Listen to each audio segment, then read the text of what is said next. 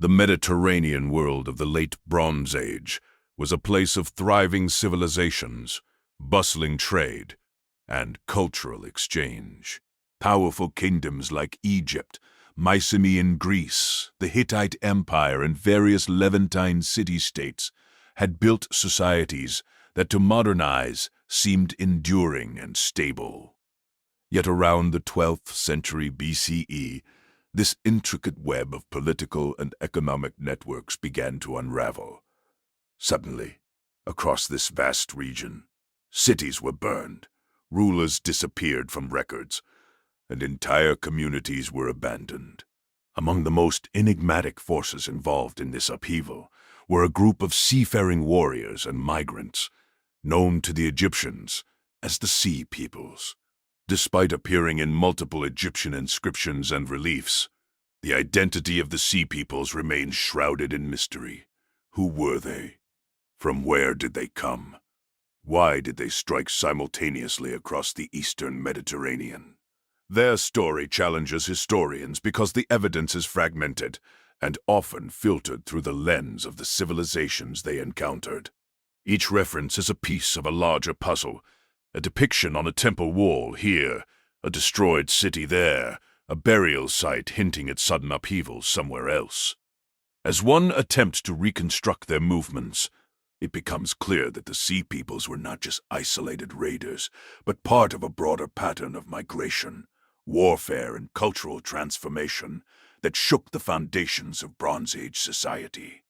The Egyptians, particularly pharaohs Merneptah and Ramses III, recorded dramatic battles against these maritime invaders, portraying them as a dire threat to the stability of Egypt itself.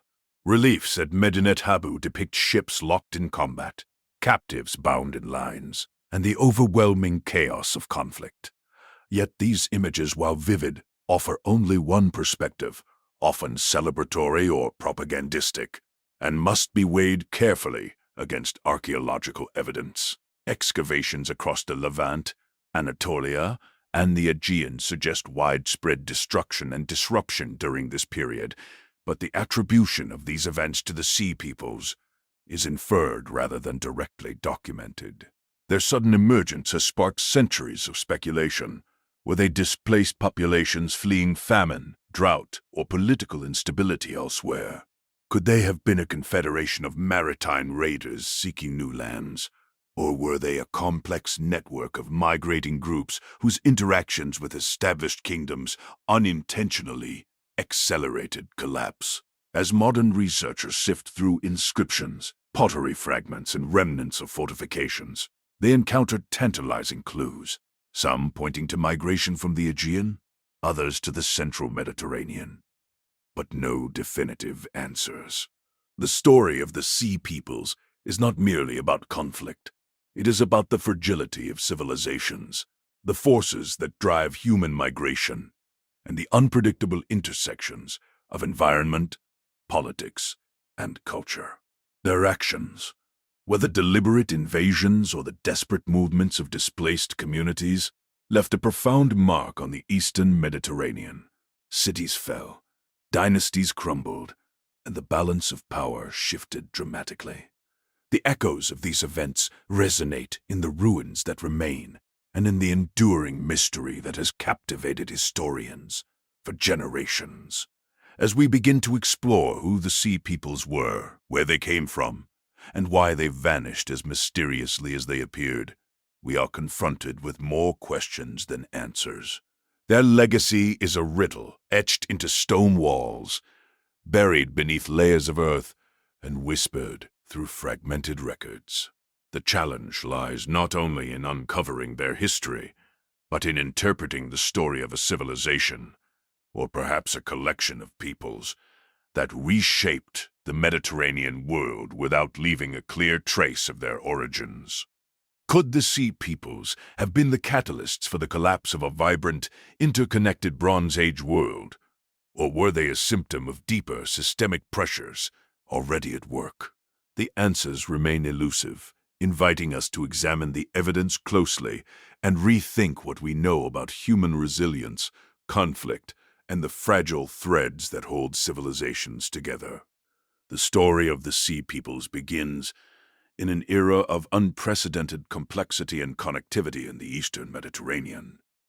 Around the 13th and 12th centuries BCE, this region was dominated by advanced civilizations. Egypt under the New Kingdom, the Hittite Empire in Anatolia, Mycenaean Greece along the Aegean, and a network of city-states along the Levantine coast. These societies maintained extensive trade routes, shared cultural influences, and engaged in diplomacy that included marriages between royal families and mutual recognition of territorial boundaries. For centuries, this system of interaction appeared stable, yet it rested on fragile foundations, vulnerable to environmental, economic, and social pressures. In Egypt, pharaohs like Merneptah and later Ramses III presided over a kingdom renowned for its wealth and military might. Monumental architecture, extensive irrigation systems, and a bureaucracy capable of mobilizing thousands of laborers reflected a society confident in its longevity. However, even these sophisticated institutions could not fully anticipate the pressures that would sweep across the Mediterranean during the Late Bronze Age. Archaeological evidence shows patterns of destruction in coastal cities, sudden abandonment of settlements, and signs of widespread disruption, indicators of a turbulent era that the Egyptians themselves would call the time of the Sea Peoples. The Sea Peoples emerge in the historical record primarily through Egyptian inscriptions and reliefs. These texts, carved into temple walls and preserved for millennia, depict a coalition of maritime raiders threatening the stability of Egypt. Ramses III's mortuary temple at Medinet Habu presents a dramatic visual narrative. Ships filled with armed warriors advance along the Nile Delta. Their captives are bound and paraded, and battle scenes convey both the intensity of the conflict and the pharaoh's triumph. These images serve as both propaganda and historical record, providing a vivid glimpse of how the Egyptians perceived this mysterious threat. Yet while the Egyptians portrayed the Sea Peoples as a monolithic force intent on conquest, modern scholars caution that these depictions may exaggerate their cohesion and purpose, emphasizing the challenge of interpreting these sources accurately. Beyond Egypt, evidence of upheaval spreads across the Mediterranean. Excavations in the Levant reveal cities with burned layers, suggesting attacks or sudden destruction, while in the Aegean, some Mycenaean palaces were abandoned or reduced in scale. These archaeological patterns coincide with climate studies indicating periods of drought and resource scarcity, hinting at environmental pressures that may have displaced populations. The Sea Peoples, whether as raiders, migrants, or both, appear against this backdrop of systemic instability, their movements intertwined with broader currents of societal stress. Despite centuries of research, the precise identity of the Sea Peoples remains elusive. Scholars have proposed various candidates, groups migrating from the Aegean, the central Mediterranean, or even Anatolia, confederations of displaced populations seeking new lands, or opportunistic raiders exploiting weakened city-states. Linguistic evidence from Egyptian inscriptions offers names for several of these groups, including the Peleset, Tieker, Shekelish, Denyen, and Weshesh, but linking these names to specific regions or peoples in the archaeological record is fraught with uncertainty. Some may correspond to known populations from the Aegean Islands or southern Europe, while others remain entirely mysterious. This period of upheaval was not limited to military encounters. Trade networks collapsed in some areas, reducing access to critical resources like tin, copper, and grain. Diplomatic relationships dissolved, and centralized political authority faltered in multiple regions. The Sea Peoples were both agents and indicators of these transformations, moving through a world in flux and leaving an indelible, though enigmatic, mark on history. Their appearance coincided with what scholars now refer to as the Late Bronze Age collapse, a series of interconnected societal failures that reshaped the Mediterranean and Near Eastern worlds. For the ordinary people of this era, life became increasingly precarious. Coastal villages and towns faced sudden attacks or the threat of raiding fleets, while inland communities contended with disrupted supply lines and the breakdown of administrative systems. Temples, granaries, and fortifications that once ensured stability were abandoned or destroyed, forcing populations to migrate or adapt quickly to new circumstances. Amid this chaos, the Sea Peoples emerged as a formidable presence, sometimes conquerors, sometimes catalysts, and sometimes mere participants in a larger story of societal transformation. The intrigue surrounding the Sea Peoples lies not only in what they did, but in what remains uncertain. They are known through the lens of the civilizations they encountered, particularly the Egyptians, whose records immortalize the threat yet provide limited insight into the people's origins, motivations, or ultimate fate. In many ways, the Sea Peoples exemplify the broader historical challenge of reconstructing the past from partial evidence. Archaeologists, historians, and linguists must piece together fragments from inscriptions, ruins, and artifacts, interpreting patterns while acknowledging gaps in knowledge. As we enter the narrative of their movements, battles, and interactions with established civilizations, it becomes clear that the Sea Peoples were more than a military phenomenon. They were part of a complex network of migrations, environmental pressures, and cultural exchanges that collectively destabilized the late Bronze Age world. Understanding their story requires attention to the subtleties of the archaeological record, the context provided by contemporary inscriptions, and the interplay between environmental, political, and social factors. This documentary aims to explore the Sea Peoples in depth, examining their origins, movements, and the lasting consequences of their presence in the Mediterranean. Through a careful review of historical records, archaeological evidence, and scholarly interpretation, we will reconstruct a picture of a world in transition, a world where civilizations that once seemed permanent could falter and fall, and where mysterious seafaring groups could alter the course of history. As we begin, the question remains: who were the Sea Peoples, and what can their story tell us about the fragility and resilience of human societies? The Sea Peoples emerged during a time of profound transformation in the Eastern Mediterranean, a period historians now identify as the Late Bronze Age collapse. For centuries prior, this region had been dominated by well-established kingdoms and city-states, including Egypt in the south, the Hittite Empire in Anatolia, Mycenaean Greece in the Aegean, and a network of coastal city-states along the Levantine shore. These civilizations engaged in long-distance trade, diplomatic alliances, and cultural exchange, creating an intricate system of political and economic interdependence. Goods, ideas, and technologies flowed across seas and land routes, linking disparate regions in ways that had never existed before. Egyptian records provide some of the clearest contemporary evidence of the Sea Peoples, though these accounts must be interpreted carefully. Pharaoh Meneptah, ruling in the late 13th century BCE, describes confrontations with groups that had crossed the Mediterranean and threatened Egyptian territories in the Nile Delta. Later, Ramses III, in his mortuary temple at Medinet Habu, recorded a series of invasions by these seafaring groups, portraying them as a coordinated threat to the stability of his kingdom.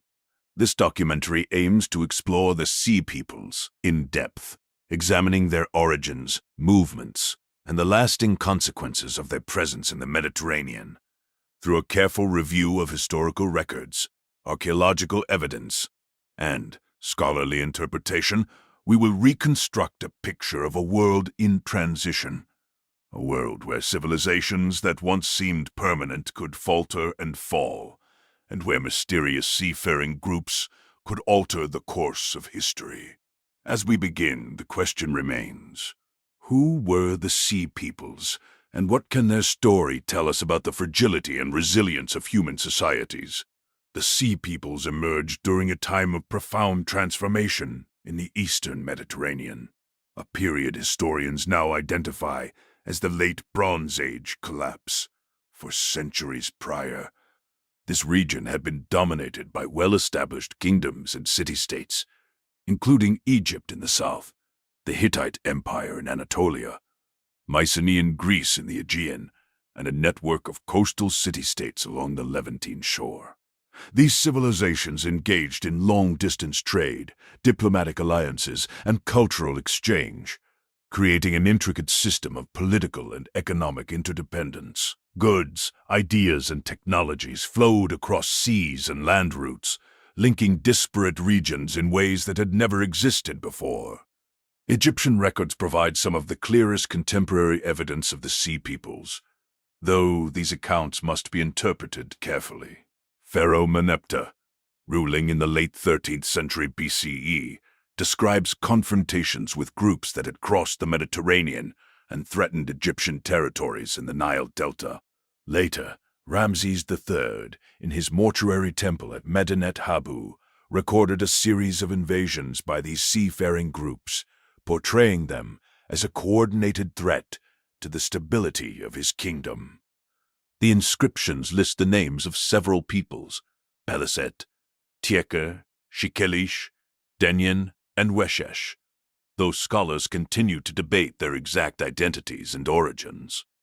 These accounts provide valuable insight into how ancient societies perceived external pressures, but they offer limited information about the Sea Peoples themselves, leaving many questions unresolved. The archaeological record across the Mediterranean supports the existence of widespread disruptions during this period. Excavations in the Levant show layers of destruction in cities such as Ugarit, Hazor, and Lachish, suggesting attacks or violent collapses. Mycenaean palaces, once centers of administration and trade, were abandoned or reduced in scale, while evidence of burned fortifications indicates violent incursions. Even areas far from the Egyptian sphere of influence show signs of population movement and settlement decline.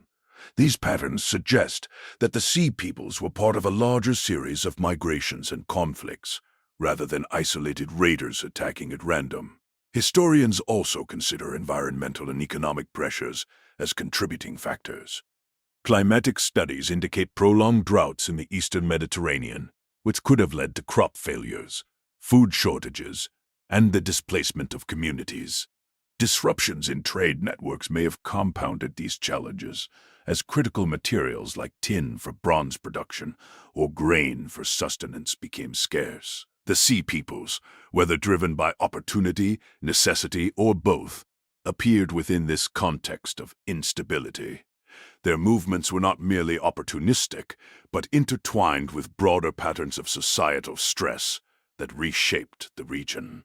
Despite their prominence in Egyptian records, the Sea Peoples remain a complex puzzle.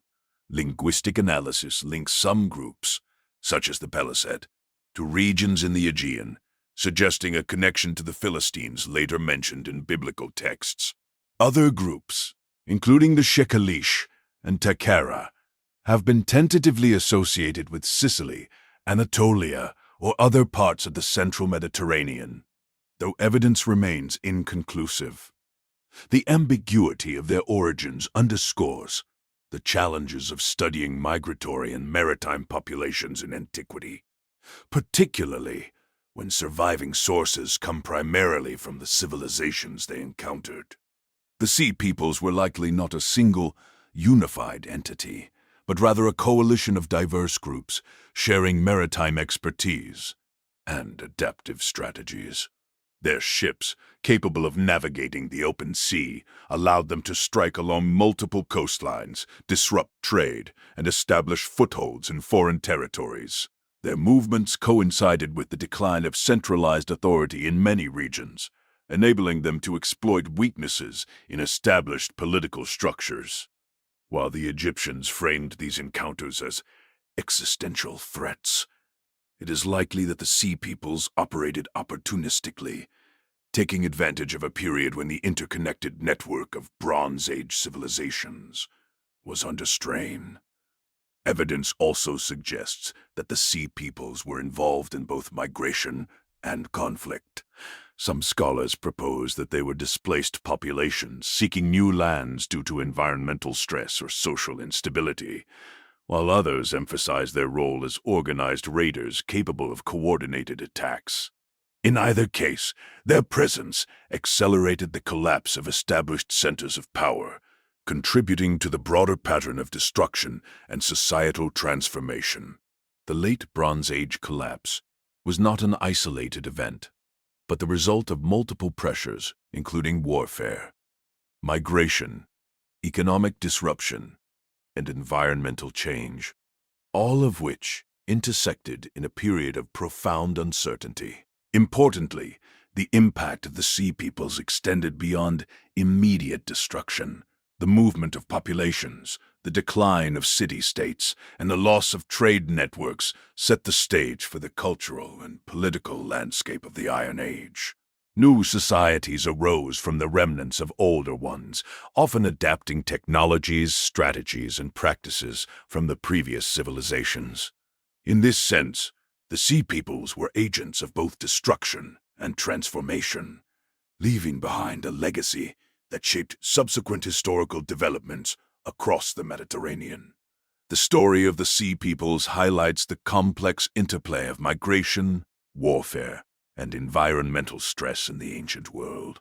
It demonstrates how fragile even the most advanced civilizations can be when faced with simultaneous pressures, and how movements of people, whether voluntary or forced, can alter the course of history. By examining their origins, actions, and consequences, we gain insight into a transformative era, one in which the Mediterranean world was reshaped by forces both human and environmental. As this documentary continues, we will delve further into the settings, challenges, and adaptations of this turbulent era. Understanding the Sea Peoples requires piecing together evidence from inscriptions, archaeological sites, and comparative studies, creating a picture of a time when civilizations that once seemed permanent faced sudden disruption. Their story is one of mystery, resilience, and transformation, a reminder that history is rarely static and that the past often unfolds in ways that challenge our expectations and understanding. The Eastern Mediterranean during the late Bronze Age was a region of remarkable geographic diversity and strategic significance, stretching from the Nile Delta in Egypt to the Anatolian highlands, the Levantine coast, and the islands of the Aegean Sea. This area encompassed fertile river valleys, arid plains, rugged mountains, and navigable waterways. These physical features shaped the development of civilizations, influenced trade and migration patterns, and framed the movements of groups such as the Sea Peoples.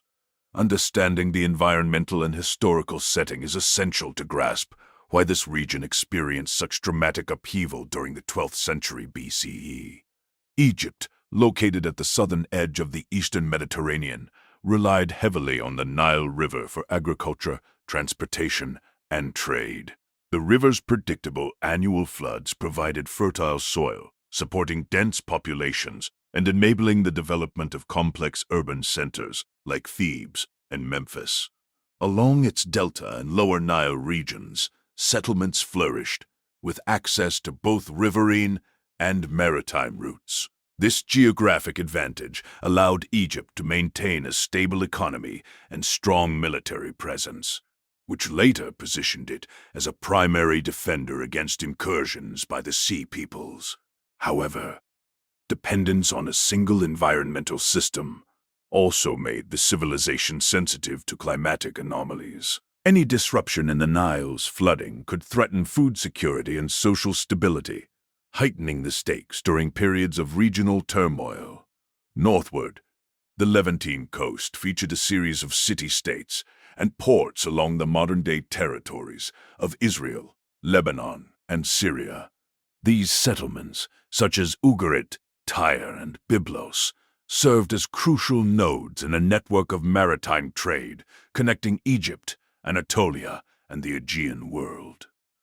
The coastline was dotted with natural harbors, facilitating seafaring commerce, but also exposing these communities to attacks from maritime raiders.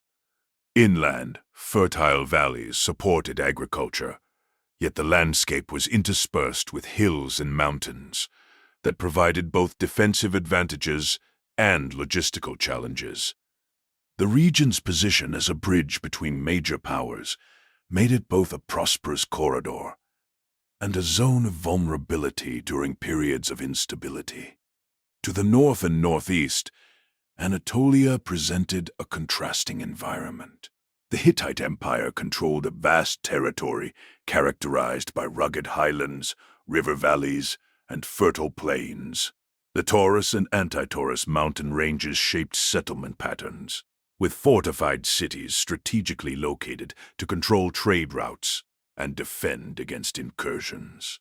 Anatolia's geography enabled resource extraction, particularly metals such as copper and tin, essential for bronze production. This wealth made the region a target for raiders and migrants alike, as control over resources directly influenced power and influence. Yet the same mountains that protected cities could also isolate communities, complicating coordination and defense during widespread disruptions.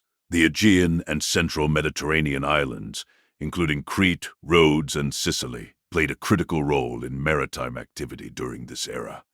These islands provided staging points for trade, cultural exchange, and naval operations, while also serving as potential homes for displaced populations.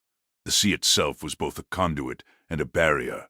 It allowed groups like the Sea Peoples to move rapidly across regions, but required navigational skill, coordinated vessels, and knowledge of seasonal winds.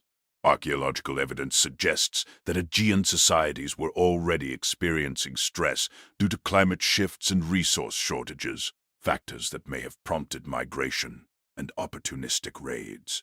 Climate and environmental conditions across the Mediterranean further influenced societal stability. Studies indicate periods of drought and fluctuating rainfall that likely contributed to agricultural failures in multiple regions. Crop shortages could weaken city-states, disrupt trade, and generate waves of migration. Environmental stress also exacerbated tensions over resources, prompting both defensive measures and aggressive strategies to secure food and wealth.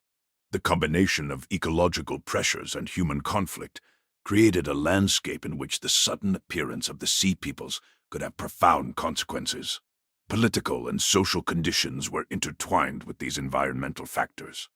The Eastern Mediterranean consisted of overlapping spheres of influence, complex alliances, and hierarchical governance structures.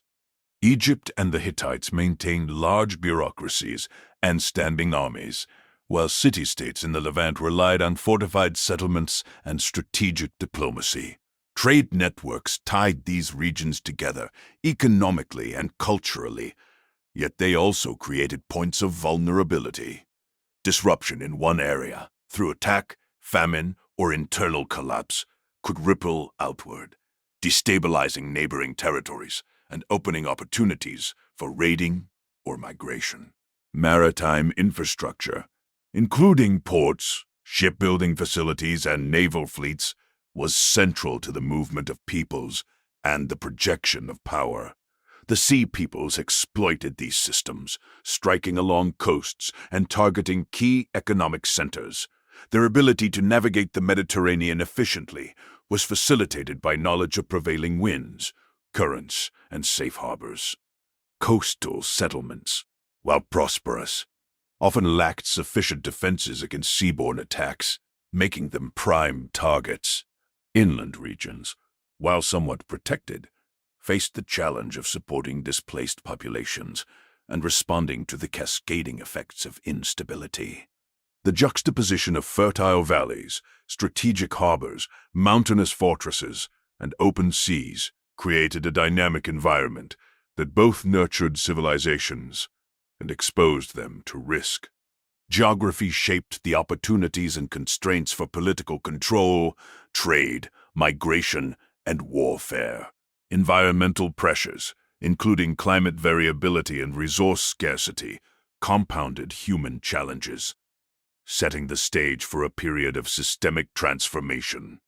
In this context, the movements of the Sea Peoples were not isolated incidents, but part of a broader pattern of disruption that reflected both natural and social forces. Ultimately, the environmental and historical setting of the late Bronze Age Mediterranean illuminates why the region was susceptible to upheaval. Geography provided prosperity, but it also created vulnerability. Political complexity offered stability, but it could not withstand simultaneous pressures from multiple directions. The Sea Peoples emerged within this intricate web of environmental and social conditions, exploiting weaknesses and amplifying existing tensions.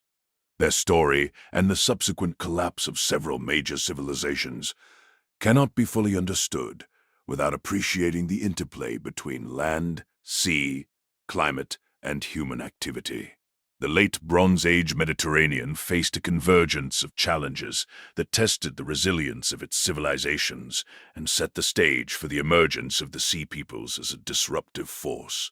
Across Egypt, the Levant, Anatolia, and the Aegean, political, environmental, and economic pressures created a volatile environment. Central authorities that had long maintained stability found themselves confronted with unprecedented threats, both from within their borders and beyond, while ordinary communities struggled to adapt to sudden disruptions in trade, agriculture, and security. For Egypt, one of the most pressing challenges was defending the kingdom against maritime and terrestrial incursions. Pharaohs like Merneptah and Ramses III mobilized military forces to confront the Sea Peoples, whose sudden appearance along the Nile Delta tested the logistical and strategic capabilities of the Egyptian army. While Egypt retained significant resources and fortifications, maintaining long-term security required constant vigilance, rapid deployment, and careful coordination. Even with these advantages, the threat of a coordinated seafaring coalition could not be ignored, illustrating the challenge of defending a civilization with extensive borders against agile and mobile opponents. In the Levant, city-states faced a different set of pressures.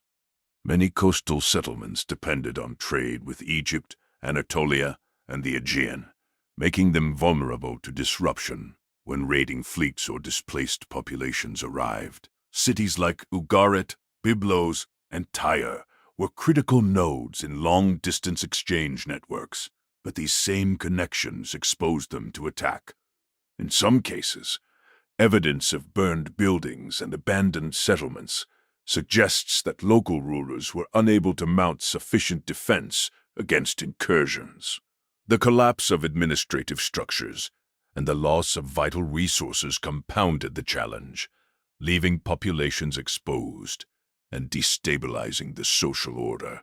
Anatolia, dominated by the Hittite Empire, faced both internal and external pressures. The mountainous terrain allowed for defensible cities, but communication and coordination across the empire's vast territory proved difficult, particularly when confronted with simultaneous crises. Internal rebellions, succession disputes, and competition for resources weakened centralized authority, while environmental factors such as drought and soil depletion further strained the agricultural base. In this context, even a partially coordinated threat from maritime or migratory groups could exacerbate existing vulnerabilities, accelerating the decline of imperial power. Environmental stress played a crucial role in shaping these challenges. Climatic studies indicate prolonged periods of drought, reduced rainfall, and fluctuating temperatures across the eastern Mediterranean during the Late Bronze Age. These conditions likely led to crop failures, diminished food supplies, and competition over limited resources.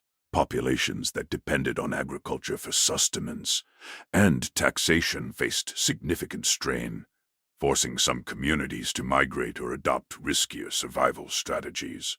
The Sea Peoples may have been both a symptom and a contributor to these pressures, moving into regions already destabilized by environmental and social factors. Trade disruption represented another critical challenge. The economies of the Late Bronze Age civilizations were interdependent. Raw materials such as tin, copper, and timber were essential for bronze production, while luxury goods like pottery, textiles, and incense fueled elite consumption and diplomacy. When trade routes were interrupted, whether by raiding, migration, or the collapse of intermediary states, economic systems faltered. Cities that could no longer access critical resources faced declining productivity, weakened armies, and diminished capacity to maintain social cohesion. For populations along the Mediterranean coast, the arrival of the Sea Peoples exacerbated these vulnerabilities, threatening both material wealth and political stability. Conflict dynamics during this period were multifaceted. The Sea Peoples, often depicted in Egyptian records as a single, organized entity, were likely a coalition of distinct groups with varying motivations. Some may have been displaced populations seeking arable land or refuge, while others acted as opportunistic raiders taking advantage of weakened defenses. Regardless of intent, their movements introduced significant instability, prompting local rulers to respond with military campaigns, fortification efforts, and diplomatic maneuvers. The complexity of these interactions illustrates how multiple overlapping conflicts, from environmental stress to migratory pressure to military engagement, intertwined to create systemic upheaval. Another challenge involved societal adaptation to rapid change.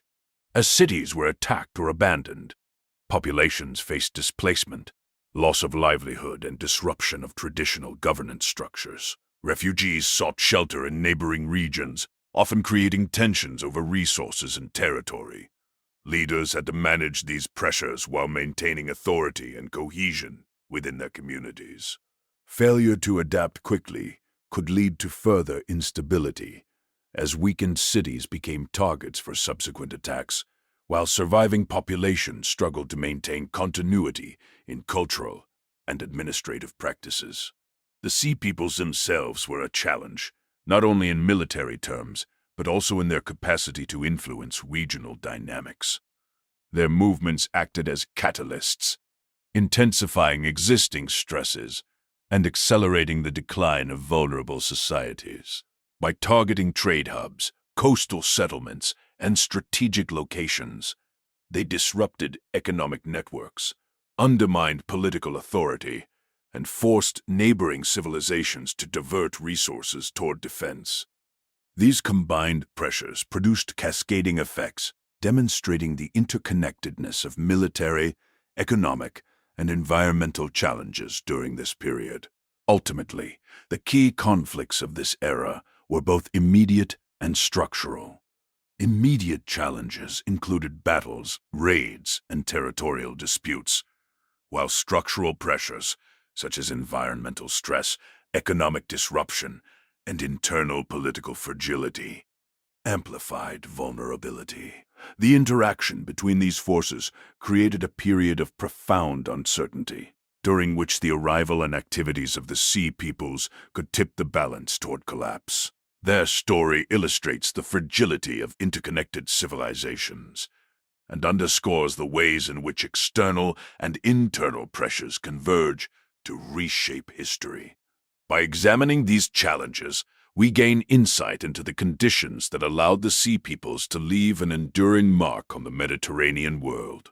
Understanding the multifaceted pressures of the Late Bronze Age reveals why once thriving civilizations struggled to respond effectively, highlighting the broader context for their decline and the subsequent rise of new powers in the early Iron Age. The period demonstrates the complex interplay between environment, economy, and human agency, a reminder that historical change rarely results from a single factor, but from the convergence of multiple challenges over time. Daily life in the Late Bronze Age Mediterranean was shaped by the rhythms of agriculture, the demands of trade, and the pressures of an increasingly unstable world.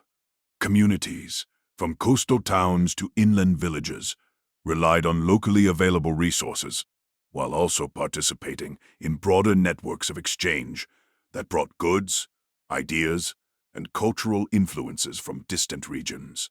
For ordinary people, survival required adaptation to both environmental conditions and the social and political disruptions that were becoming increasingly frequent, particularly during the movements and raids associated with the Sea Peoples. Agriculture formed the foundation of sustenance and stability. In fertile river valleys such as the Nile Delta and the Levantine plains, crops like wheat, barley, legumes, and flax provided both food and raw materials for textiles. Farmers organized work according to seasonal cycles, sowing in autumn, tending crops through winter and spring, and harvesting in early summer. Tools were primarily made of bronze, including plows, sickles, and hoes, though in some regions iron implements were beginning to appear. Livestock, sheep, goats, cattle, and pigs supplemented agricultural production, providing meat, milk, hides, and labor. Storage facilities such as granaries were vital to protect resources from spoilage, pests, and theft, and maintaining them required careful management and communal cooperation.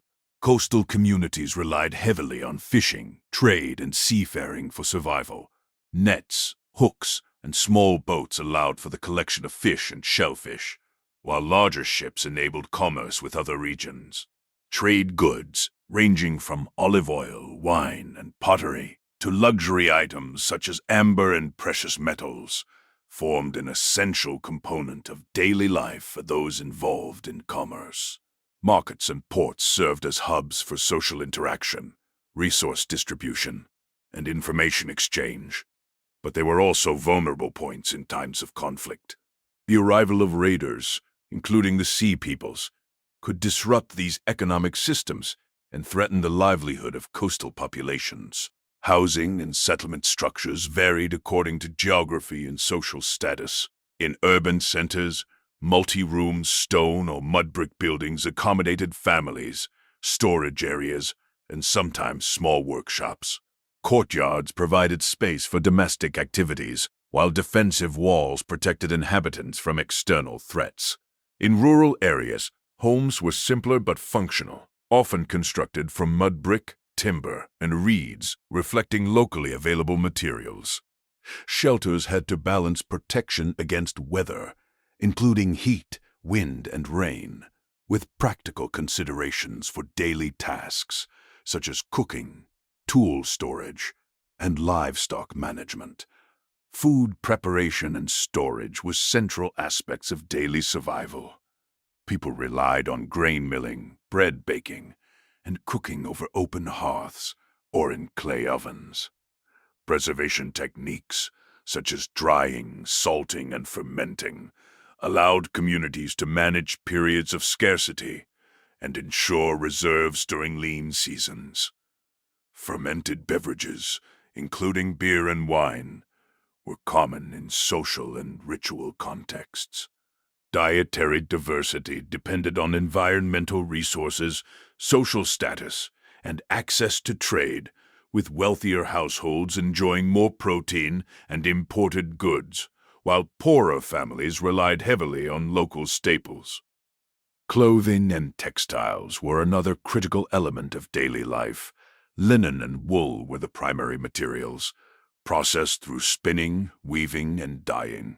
Clothing served not only practical purposes, protecting against the elements, but also communicated social status and identity.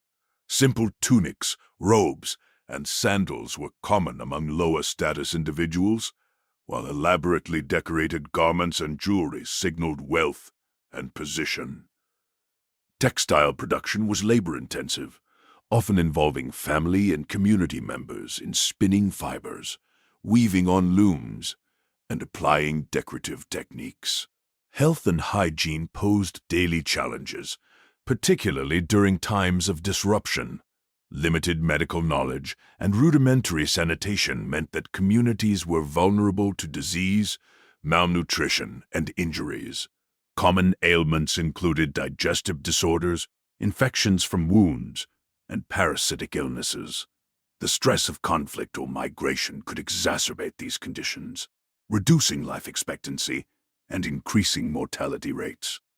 Communities developed strategies for coping, including herbal remedies, ritualized cleansing practices, and reliance on communal support networks to care for the sick and vulnerable. Survival during periods of conflict, particularly the incursions of the Sea Peoples, required vigilance, adaptability, and resourcefulness. Fortifications and watchtowers were employed in vulnerable settlements to provide early warning of attacks. Coastal and riverine populations often relied on signal fires, scouts, and small defensive contingents to delay raiders and protect resources. In rural regions, families sometimes fled to less accessible areas or sought refuge in fortified towns, abandoning homes and fields to preserve their lives. These adaptive strategies highlight the interplay between daily routines and extraordinary circumstances, demonstrating how ordinary people navigated uncertainty. Children and adolescents played active roles in daily life. They assisted with farming, herding, household chores, and artisan tasks, gradually acquiring the skills necessary for adult responsibilities. Education was largely informal, transmitted through observation, practice, and oral instruction. Skills such as navigation, tool-making, and basic literacy were crucial for sustaining households, supporting trade, and contributing to communal resilience. Socialization also included participation in rituals, religious practices, and communal celebrations, which reinforced group identity and cohesion even during times of stress. Trade and cultural exchange influenced daily life beyond immediate survival. Access to imported goods, foreign technologies, and artistic motifs shaped material culture, from pottery and metalwork to personal adornment and religious practices. These interactions allowed communities to innovate, adapt, and respond to changing conditions, integrating new tools, agricultural techniques, and social customs into their routines. However, trade networks were vulnerable to disruption, making adaptability a key factor in survival during periods of instability. Ultimately, daily life in the late Bronze Age Mediterranean was a delicate balance between routine and disruption, stability and threat. Communities managed the practicalities of food, shelter, clothing, and labor, while simultaneously navigating the challenges posed by conflict, environmental stress, and population movements. The arrival of the Sea Peoples intensified these pressures, forcing individuals and societies to adapt rapidly to shifting circumstances. Their daily experiences provide a window into the resilience, creativity, and resourcefulness of people living in an era of profound change. The social structures of the late Bronze Age Mediterranean were complex and varied across regions, shaped by geography, economy, political power, and cultural tradition. Societies were organized hierarchically, with leadership concentrated in royal or elite families. Yet community networks, familial ties, and collective responsibilities played essential roles in sustaining daily life.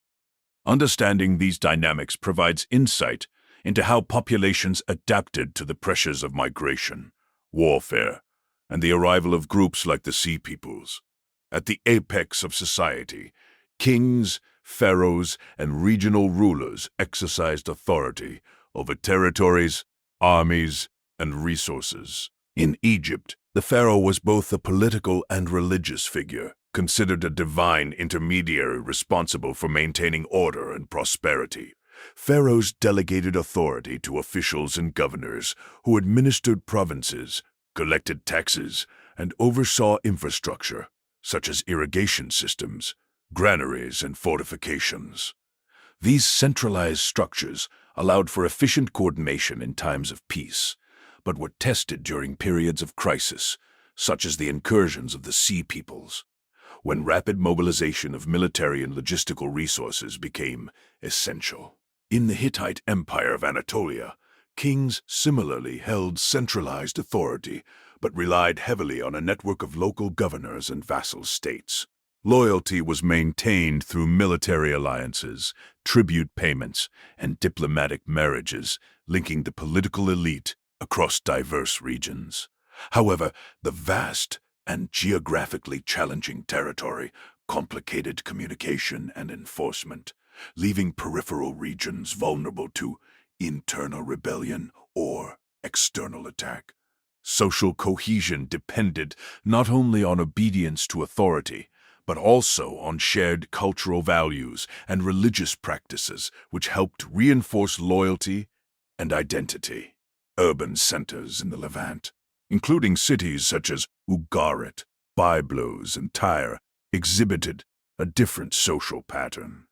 City-states were governed by kings or councils of elite families, yet social mobility was more pronounced, and merchants, artisans, and religious officials played influential roles in civic life. Trade networks strengthened these communities, providing wealth and cultural exchange, while also creating interdependencies that could be disrupted by external threats. When coastal cities faced attacks, whether from the Sea Peoples or rival neighbors, social hierarchies were tested, and communities had to coordinate defense, resource management, and refuge efforts, highlighting the interconnectedness of social roles. At the community level, families formed the foundation of social organization.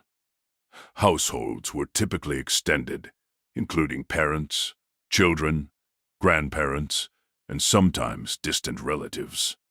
These units functioned as economic and social systems, sharing labor, food production, and child-rearing responsibilities. Women managed domestic tasks, prepared food, processed textiles, and participated in ritual activities, while men often focused on agriculture, trade, or military duties. Children contributed to the family economy from a young age, learning essential skills that ensured the household's survival.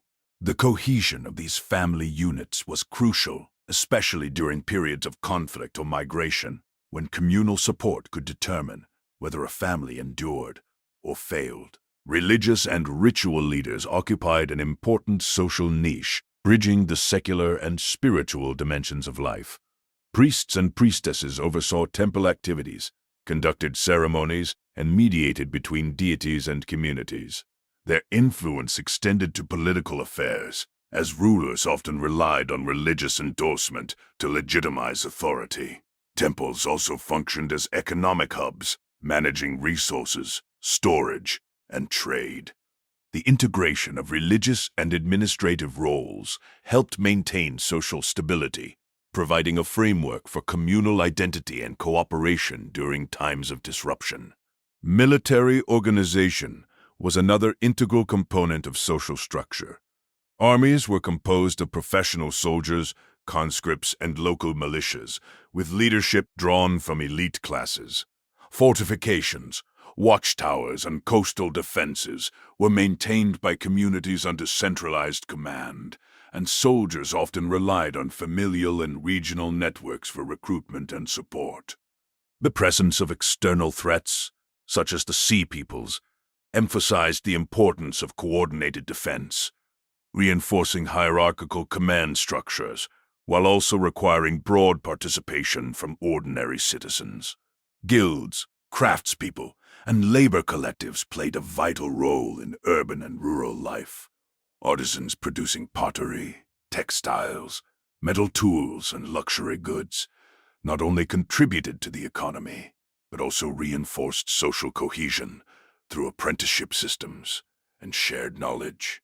Trade allowed skilled workers to connect with distant regions, exchanging goods, techniques, and ideas. These economic and social networks created resilience, as communities could draw upon local expertise to repair infrastructure, sustain production, and adapt to changing circumstances, even when external pressures threatened stability. Inter-community relationships were shaped by alliances, rivalries, and kinship ties. Neighboring villages, towns, and city-states cooperated for mutual defense, trade, and resource sharing, yet conflicts over land, water, or strategic positions were common.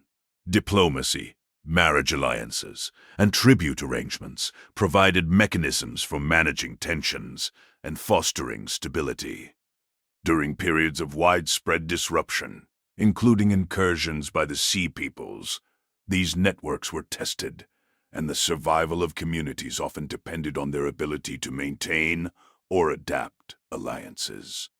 Mobility and migration also influenced social structures.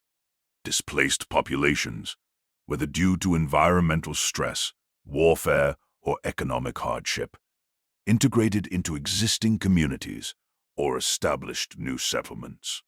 The arrival of migrants could create tensions over resources and leadership, but it also introduced new skills, cultural practices, and networks, contributing to the evolution of social systems.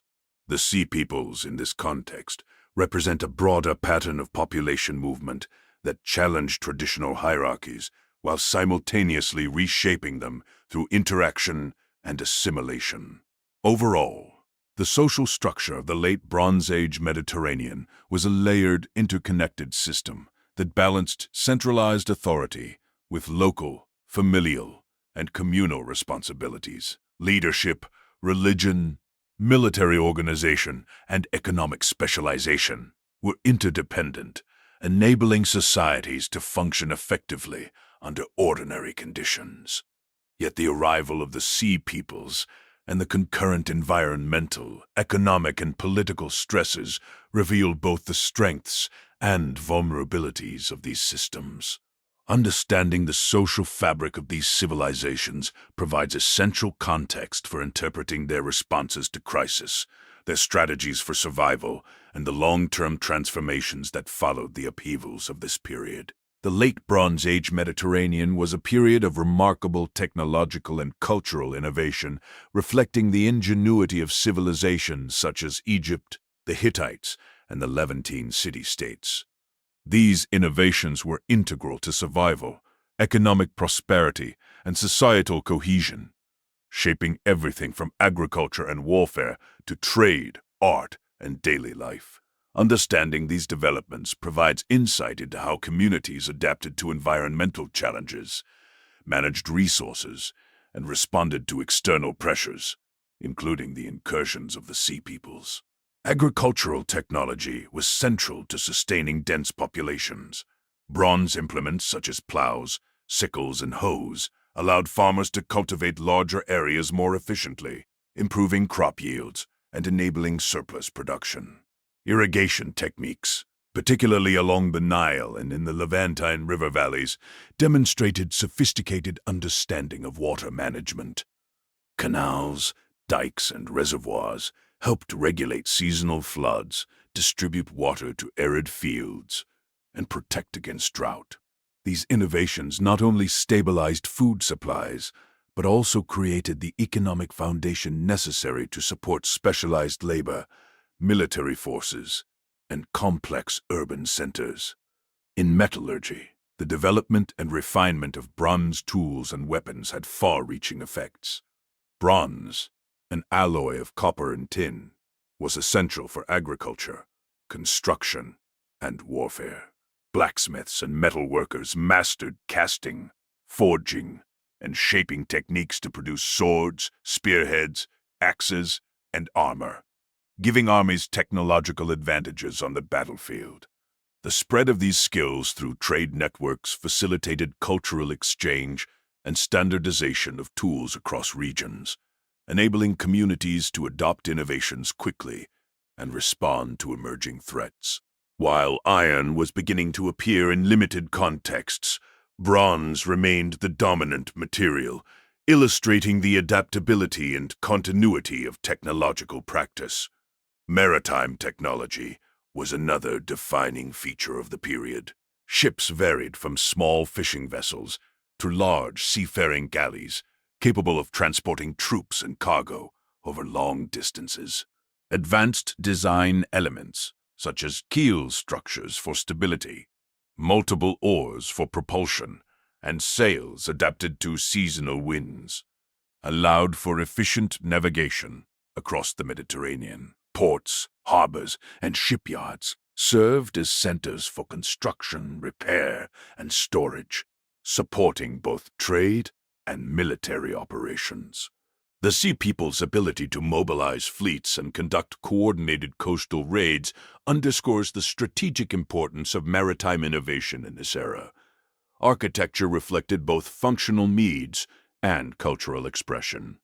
Fortifications, temples, palaces, and administrative buildings demonstrated knowledge of engineering, materials, and aesthetics. Stone and mud brick construction provided durability, while decorative elements, such as reliefs, frescoes, and inscriptions conveyed religious, political, and cultural messages. Urban planning incorporated streets, storage facilities, and communal spaces, facilitating economic activity and social organization. In times of crisis, these architectural innovations also contributed to defense and resilience, as walls, towers, and strategically placed gates helped protect populations from raids and invasions. Pottery and ceramics were both utilitarian and culturally significant. Everyday vessels, storage jars, cooking pots, and drinking cups were shaped, fired, and often decorated with patterns or inscriptions. Pottery technology allowed for safe storage of grains, liquids, and other commodities, while stylistic variations reflected regional identity, trade connections, and aesthetic preference. Luxury ceramics, often imported, signaled wealth and cultural sophistication, reinforcing social hierarchies and serving as symbols of status within elite circles. The circulation of pottery also provides modern archaeologists with clues about trade networks, cultural influence, and technological diffusion. Writing and record-keeping were vital for administration, commerce, and cultural continuity.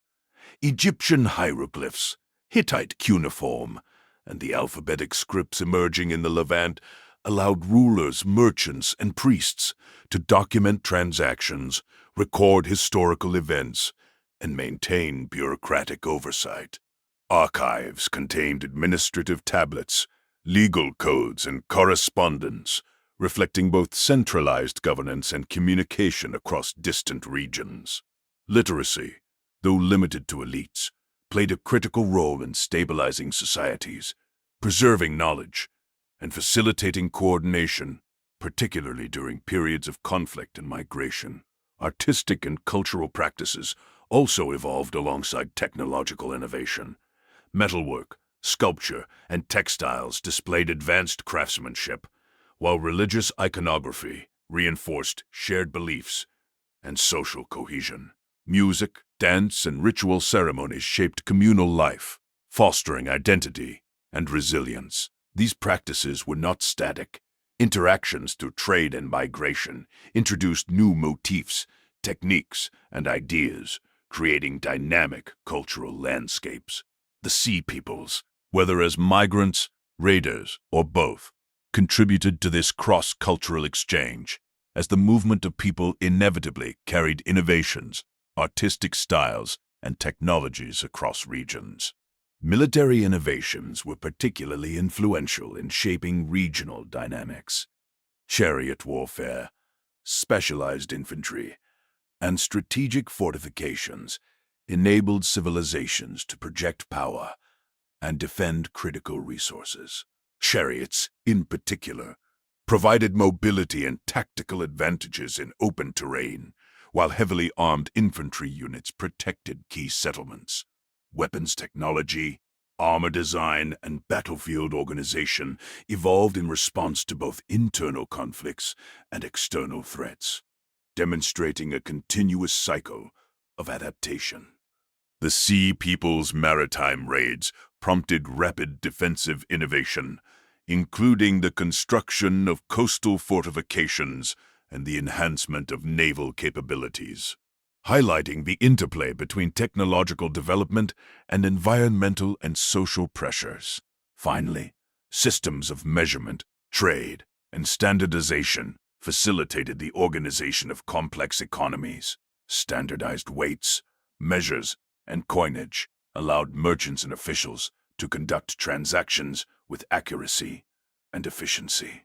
These systems supported long-distance trade, enabled taxation, and promoted administrative control. By integrating technology, record-keeping, and social organization, civilizations could mobilize resources effectively, coordinate defense, and sustain urban and rural populations. The fragility of these systems became apparent during periods of widespread disruption, illustrating the delicate balance between innovation, dependence, and vulnerability. In sum, technological and cultural innovations during the Late Bronze Age were not isolated achievements, but interconnected tools that supported survival, governance, and cultural expression. They enhanced productivity, facilitated trade, strengthened defense, and shaped identity, while also enabling adaptation in the face of environmental stress, migration, and conflict.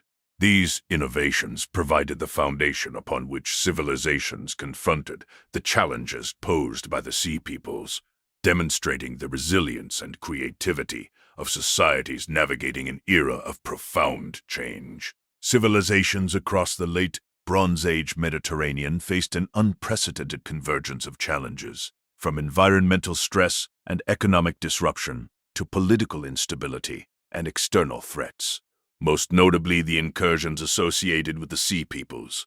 Success and survival required not only technological and cultural innovation, but also the implementation of strategic responses tailored to each community's unique circumstances. These strategies, both practical and social, reveal how societies adapted to maintain continuity and resilience in a period of profound uncertainty. One of the most critical strategies involved the fortification of settlements and key infrastructure. Cities and towns invested in defensive walls, watchtowers, and fortified gates to protect inhabitants and resources. In Egypt, for example, the Nile Delta region featured strategic fortifications designed to monitor and repel seaborne incursions. Fortified towns often served as refuges for surrounding rural populations during periods of raid or invasion, while also providing secure storage for food supplies, weaponry, and administrative records. The construction and maintenance of these defenses required coordinated labor, resource allocation, and long-term planning, reflecting an understanding of both immediate threats and broader security needs.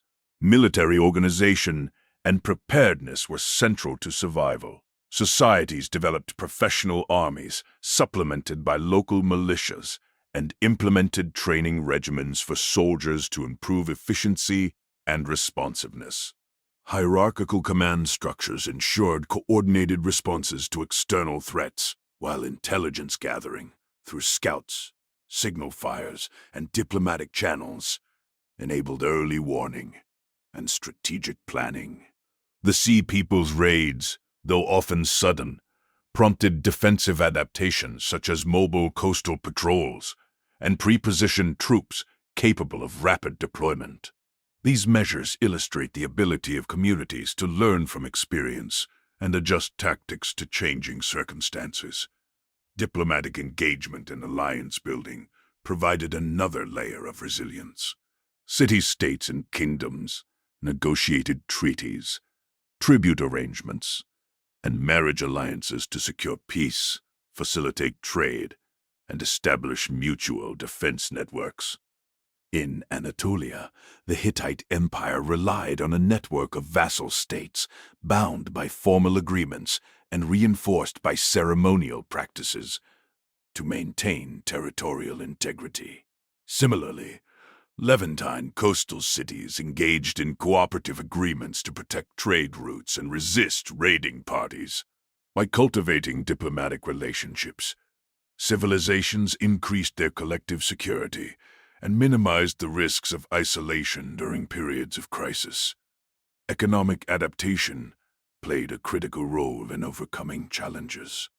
Communities diversified their resource bases, developed local production capacities, and stockpiled essential supplies to mitigate the effects of trade disruption. Agricultural intensification, including expanded irrigation and crop rotation, allowed for more reliable food production, while specialized craft production supported local economies even when long-distance trade networks faltered. In some cases, surplus goods were used strategically, either as diplomatic gifts to secure alliances or as barter to maintain essential imports, demonstrating an understanding of economic flexibility as a survival tool. Population mobility and settlement planning were also important strategies. Families and communities sometimes relocated to more defensible or resource-rich areas, abandoning vulnerable settlements when necessary. Seasonal migration and temporary refuge arrangements allowed populations to avoid immediate danger while maintaining long-term survival prospects. Archaeological evidence of abandoned cities, coupled with the appearance of new settlements in previously less populated regions, suggests that strategic relocation was a widespread response to both environmental pressures and external threats, including those posed by the Sea Peoples. Social cohesion and community engagement were essential in sustaining resilience. Families, kin groups, and broader community networks provided labor, security, and mutual support. Rituals, religious observances, and shared cultural practices reinforced group identity and cooperation, strengthening the social fabric during times of stress. Leaders relied on established authority structures, but the participation of ordinary citizens in collective decision-making, defense, and resource management was equally vital. Communities that fostered trust, reciprocity, and shared responsibility were better equipped to respond effectively to crises. Technological adaptation complemented social strategies. Communities applied innovations in metallurgy, agriculture, and maritime technology to meet emerging challenges. Bronze tools and weapons were maintained and upgraded to sustain productivity and defense capabilities. Irrigation and storage systems were expanded or modified to cope with environmental fluctuations. Ships were repaired, reinforced, or redesigned to improve mobility, resilience, and response capacity. These technological adaptations were closely linked to social coordination, illustrating how knowledge, labor, and organization combined to support survival. Cultural adaptation also played a role in navigating challenges. Communities maintained and modified religious, artistic, and educational practices to reinforce identity and resilience. Rituals emphasizing collective responsibility, divine protection, or ancestral continuity helped communities cope psychologically with disruption and uncertainty. Artistic and material culture conveyed social values, reinforced leadership legitimacy, and facilitated cultural cohesion, enabling populations to sustain morale and continuity even under duress. Information management and record-keeping were equally crucial. Administrators, scribes, and leaders used writing systems to track resources, coordinate defense, and communicate orders. Written records allowed for more efficient allocation of labor, monitoring of food supplies, and planning for contingencies. Where literacy was limited, oral traditions, communal memory, and symbolic communication ensured that critical information could be transmitted reliably across households and villages. Efficient management of knowledge and communication strengthened the ability of communities to anticipate, respond to, and recover from disruption. Ultimately, these strategies were interconnected, forming a comprehensive system for survival. Fortifications, military organization, diplomacy, economic adaptation, social cohesion, technological innovation, cultural continuity, and information management combined to create resilient communities capable of withstanding environmental and political pressures. The effectiveness of these measures varied by region, population density, and the severity of external threats. But collectively, they illustrate the adaptability and resourcefulness of late Bronze Age societies in the face of complex, multifaceted challenges. The experiences of the Sea Peoples era demonstrate that survival was not the result of any single strategy, but of a coordinated, multidimensional approach. Communities that integrated military, economic, social, technological, and cultural responses were better equipped to navigate uncertainty and preserve continuity. These adaptive strategies offer valuable insight into human resilience, revealing how societies have historically confronted disruption, leveraged innovation, and sustained cohesion in periods of profound change. The late Bronze Age Mediterranean was a period defined by transformative events that reshaped political, economic, and cultural landscapes. These turning points not only altered the fortunes of individual city-states and kingdoms, but also set the stage for broader regional collapse and reorganization. Among these, the incursions associated with the Sea Peoples stand out as both a symptom and a catalyst of change, accelerating processes that had been building over decades. Examining these events offers insight into how civilizations responded to internal pressures and external threats, and how such moments reverberated through subsequent generations. One of the earliest and most consequential turning points was the decline of the Hittite Empire in Anatolia and northern Syria. Around the late 13th to early 12th centuries BCE, a combination of internal instability, resource shortages, and external attacks weakened Hittite authority. Royal succession disputes and administrative inefficiencies undermined centralized control, leaving provincial territories vulnerable. The arrival of raiding groups, often identified collectively as the Sea Peoples, exacerbated these vulnerabilities, leading to the abandonment of key cities and the fragmentation of previously cohesive political structures. The collapse of Hittite power disrupted regional trade, altered population distributions, and created power vacuums that neighboring entities struggled to fill. In Egypt, the reign of Pharaoh Ramesses III marked a critical episode in responding to external threats. During the 12th century BCE, Egypt faced coordinated seaborne attacks along its eastern delta, attributed to the Sea Peoples. Ramses III mounted a defensive campaign that combined strategic fortifications, mobilized armies, and naval engagement. Detailed records from the mortuary temple at Medinet Habu describe the scale and intensity of these confrontations, providing historians with a rare contemporaneous account of large-scale conflict in the late Bronze Age. While Egypt successfully repelled these invasions, the effort strained the state's economy and highlighted the growing fragility of once stable polities. The events demonstrated the limits of even well-organized societies when facing sudden, multifaceted external pressures. The destruction or abandonment of key Levantine and Aegean settlements also represents a major turning point. Cities such as Ugarit, Alalak, and Mycenaean centers in Greece experienced widespread damage from fire, siege, or depopulation. Archaeological evidence, including layers of ash, collapsed structures, and disrupted material culture, indicates both violent episodes and gradual decline. The disruption of trade networks further intensified economic instability, as maritime commerce, vital for the exchange of raw materials and luxury goods, became unreliable. These losses had cascading effects. Skilled artisans and administrative personnel were displaced, and urban populations were forced to seek refuge elsewhere, contributing to broader demographic shifts.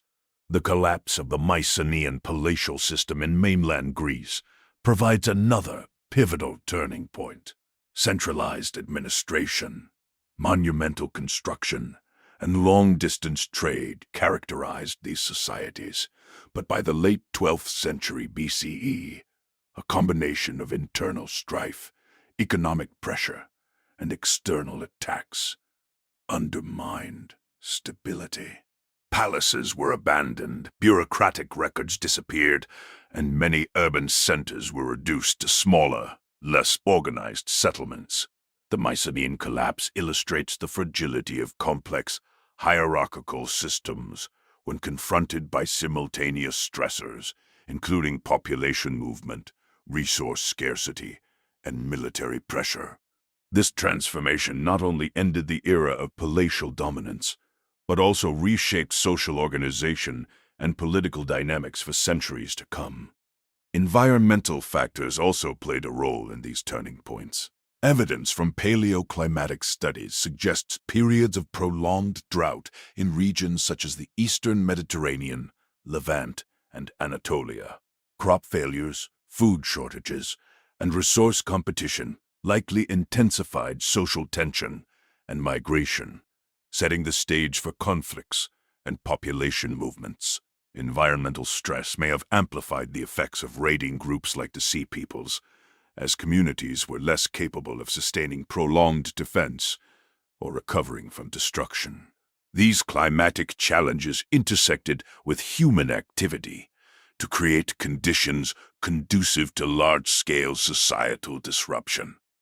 Trade network disruption was both a consequence and a catalyst of these events. The interconnected economies of the Mediterranean, from the Levant to the Aegean, relied on the steady flow of raw materials, foodstuffs, and manufactured goods. The collapse of key cities and maritime routes led to shortages of tin, copper, olive oil, and grain, undermining both production and consumption. Communities responded by relocating, fortifying strategic ports, or altering economic practices, but the cumulative effect was a contraction in the scale and sophistication of trade. This disruption contributed to long-term regional transformation, marking the transition from the late Bronze Age to the early Iron Age. Population displacement and migration represent a critical human dimension of these turning points. Groups forced to flee destroyed or threatened settlements moved to more secure areas, often integrating with existing communities or establishing new settlements.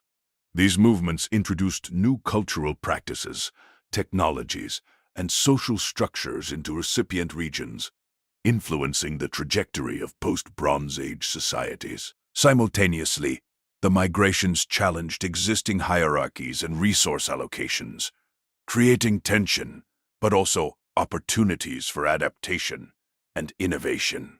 The cumulative effect of these events illustrates the interconnected nature of late Bronze Age crises. Military, environmental, economic, and social factors did not operate independently, but influenced one another in complex ways. The Sea People's actions, though significant, were part of a broader set of transformations that reshaped the Mediterranean world. Communities that survived often did so by integrating defensive strategies, social cohesion, and technological adaptation, while those unable to respond effectively faced abandonment, destruction, or assimilation. In summary, the late Bronze Age Mediterranean was marked by a series of pivotal events that defined the era and shaped the trajectory of subsequent civilizations. The decline of the Hittite Empire, Egypt's defensive campaigns, the destruction of Levantine cities, the collapse of the Mycenaean palaces, environmental stress, and disruption of trade networks collectively illustrate the fragility and resilience of human societies. These turning points underscore how populations confronted adversity through innovation, adaptation, and strategic coordination, leaving enduring lessons about the interplay of environment, technology, and human agency in shaping historical outcomes. Archaeological evidence provides the most concrete foundation for understanding the late Bronze Age and the disruptions associated with the Sea Peoples.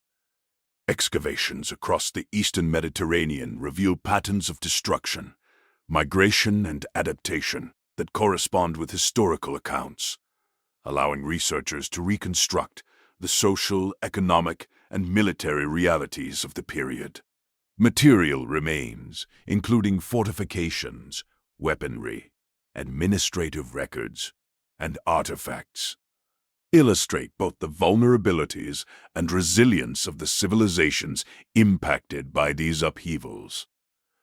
In Egypt, inscriptions and reliefs at Medinet Habu depict Ramesses III's campaigns against invading seaborne forces, describing large-scale naval engagements and defensive maneuvers along the Nile Delta. These records provide direct historical testimony, detailing the organization of troops, fortifications, and strategies employed to repel the Sea Peoples. Complementing textual evidence, archaeological surveys reveal fortified settlements in the Delta region, including defensive walls, moats, and strategically positioned garrisons. Together, these records confirm the scale of the threat and the intensity of the response, offering insight into Egypt's ability to maintain continuity under pressure. Along the Levantine coast, excavations at sites such as Ugarit, Byblos, and Alalak demonstrate widespread destruction during the late 13th and early 12th centuries BCE. Burn layers, collapsed structures, and abandoned storage facilities provide physical evidence of conflict and upheaval.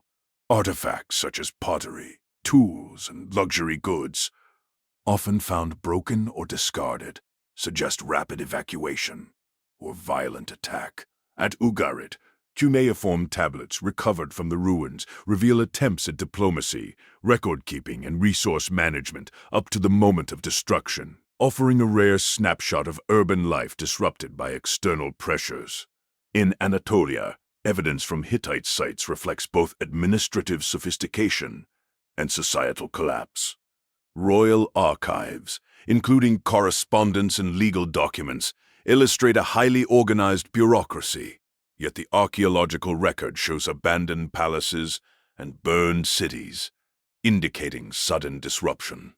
Material culture, including weapons, ceramics, and architectural remains, corroborates textual accounts of conflict and social fragmentation. The contrast between bureaucratic complexity and physical destruction highlights the vulnerability of centralized systems to simultaneous internal and external stressors. Maritime archaeology has further expanded understanding of this period. Remains of shipwrecks, harbors, and docking facilities along the eastern Mediterranean provide evidence of extensive trade networks, naval capabilities, and the technological sophistication of maritime communities. Analysis of ship construction, cargo, and distribution patterns illustrates the scale of commercial and military activity prior to the disruptions caused by population movement and raiding. Disruptions in these networks, evidenced by abandoned ports and changes in material culture distribution, underscore the impact of the Sea Peoples and related migrations on economic systems. Archaeobotanical and zooarchaeological studies complement these findings. Analysis of plant remains, pollen, and animal bones from settlement sites provides information on diet, agriculture, and environmental stress, Sudden shifts in subsistence patterns, such as reduced diversity of crops or livestock, reflect disruptions in trade and production. Evidence of storage techniques, including granaries and silos, highlights attempts at food security and long-term planning, offering insight into the adaptive strategies employed by communities facing uncertainty. Fortifications and defensive architecture serve as tangible evidence of societal priorities. City walls, watchtowers, and coastal fortresses demonstrate the importance of military preparedness in a time of heightened threat. Variations in construction techniques, including mud brick versus stone fortifications, indicate regional adaptation to local resources and strategic needs. Archaeological surveys reveal that some cities expanded or reinforced defenses in direct response to population movements and raids, providing a clear link between material culture and historical events. Artifacts associated with trade and craft production also illuminate patterns of continuity and disruption.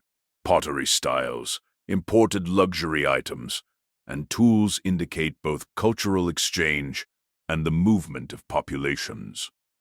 Changes in these materials, such as the sudden disappearance of imported tin or copper objects, suggest interruptions in trade networks, while locally produced imitations reflect adaptive responses. These findings illustrate how societies maintained cultural practices even under stress, blending innovation with continuity. Epigraphic evidence, including inscriptions on monuments, stelae, and temple walls, contributes to understanding political and religious life. Inscriptions commemorate victories, record tribute, and outline administrative actions, offering insight into governance and social organization. Correlations between epigraphic evidence and archaeological layers of destruction allow researchers to reconstruct the sequence of events and the interaction between historical records and material realities. Collectively, these findings demonstrate that the late Bronze Age Mediterranean was a complex landscape of resilience, adaptation, and vulnerability.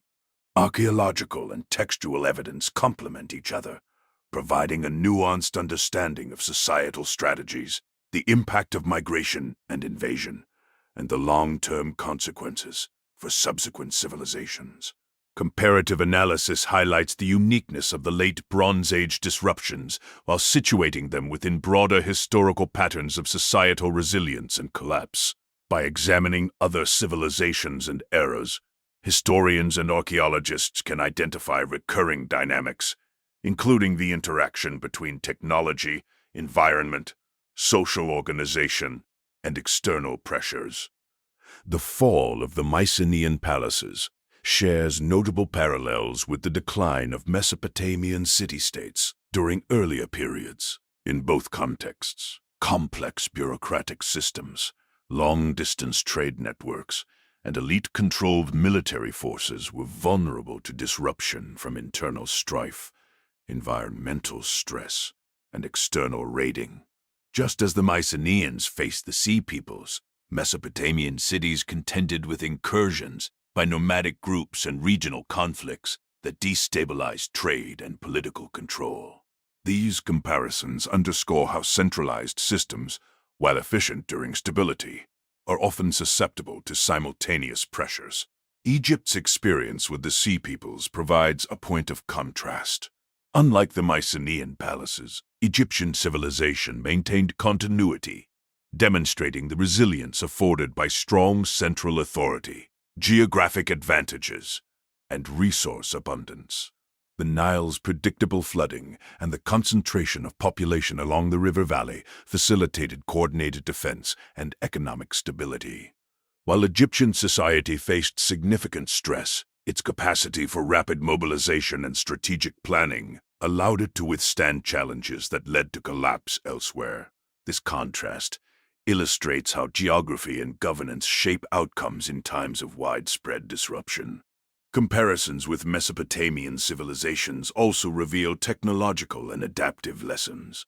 Both regions relied heavily on irrigation and agricultural management, yet the resilience of Egypt relative to Mesopotamia demonstrates the role of redundancy and centralized oversight in mitigating environmental fluctuations.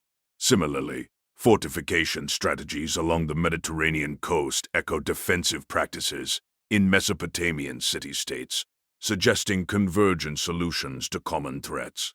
These parallels highlight enduring principles in human adaptation: coordination, resource management, and strategic defense.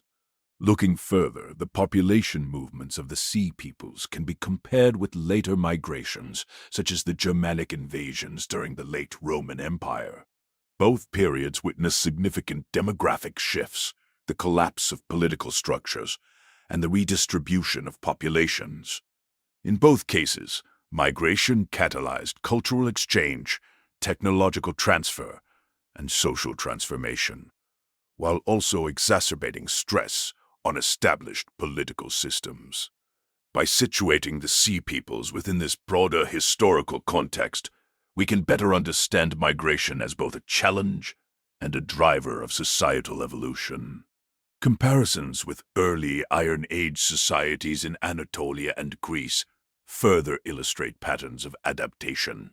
Communities that survived the late Bronze Age collapse often adopted decentralized governance, smaller settlement structures, and diversified economies, reducing vulnerability to centralized failure. Similar patterns emerged in other historical collapses, such as post-Roman Western Europe, where local communities adapted to political fragmentation by strengthening communal bonds and localized trade.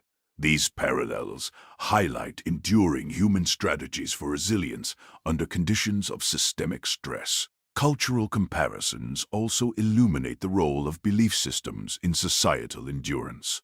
Late Bronze Age civilizations relied on religion and ritual to foster cohesion, legitimize authority, and provide moral frameworks.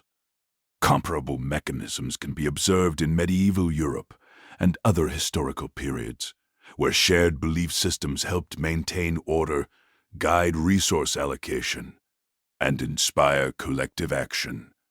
During crises, these continuities demonstrate the centrality of cultural institutions in sustaining societies across time.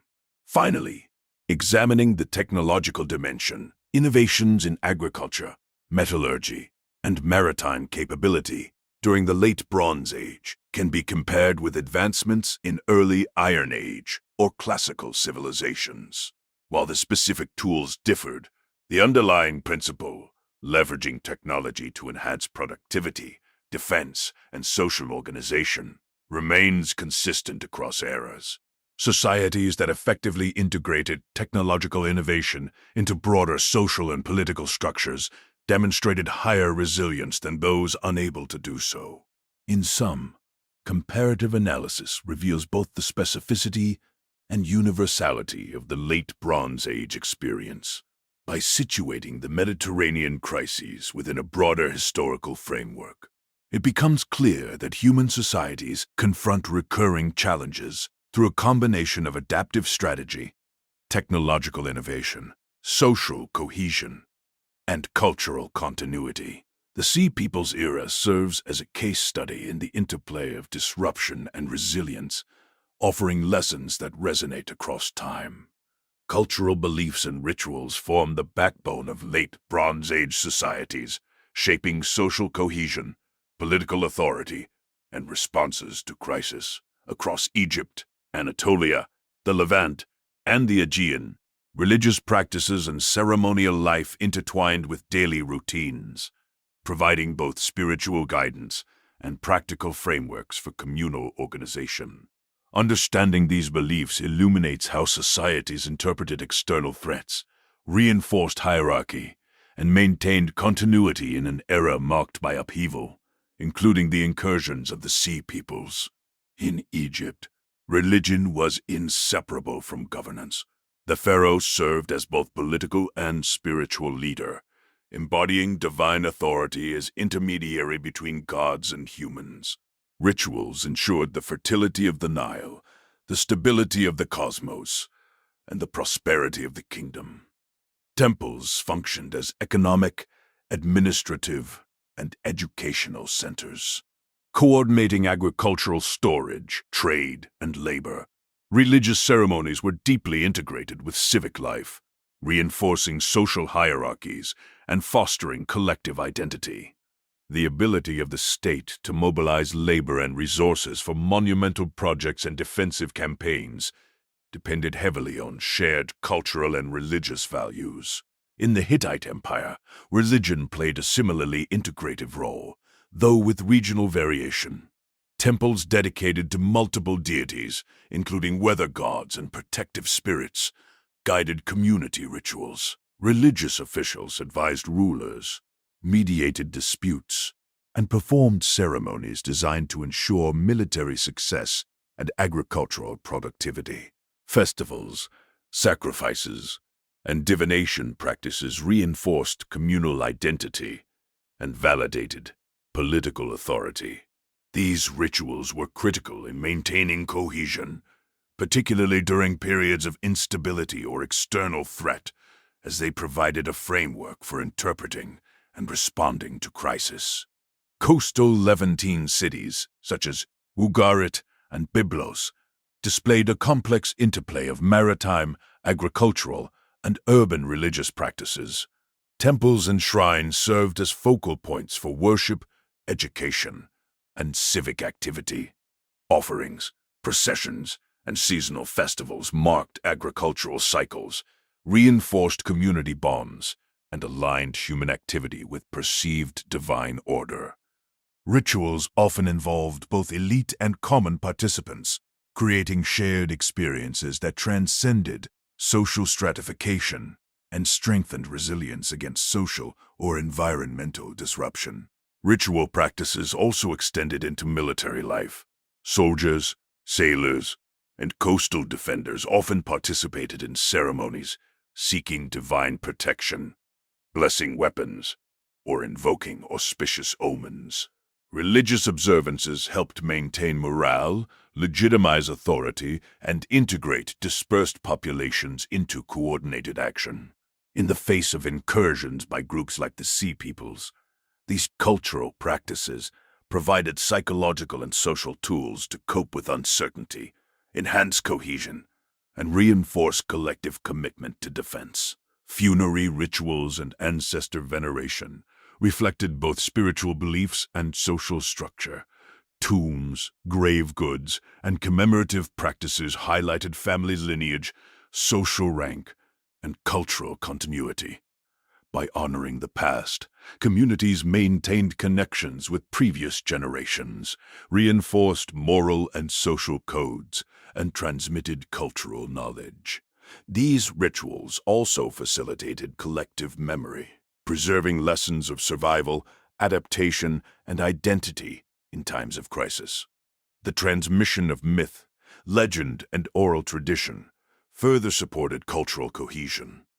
Stories of heroic deeds, divine intervention, and societal origins provided interpretive frameworks that guided behavior, reinforced norms, and offered moral lessons. Such narratives, whether inscribed, recited, or dramatized, created continuity across generations and allowed societies to contextualize threats and adaptively respond to change. Art, iconography, and material culture were closely linked to religious practice. Temples, frescoes, statues, and symbolic objects conveyed spiritual narratives, social hierarchy, and collective identity. Artistic expression reinforced cultural norms, celebrated victories, and memorialized challenges, providing tangible markers of belief systems. These artifacts also reflect cross-cultural interaction, as motifs and techniques were exchanged through trade and migration, illustrating the adaptability and permeability of cultural traditions during periods of upheaval. In sum, cultural beliefs and rituals were essential to societal resilience in the late Bronze Age. They reinforced hierarchy, facilitated coordinated action, maintained morale, and provided interpretive frameworks for understanding the world.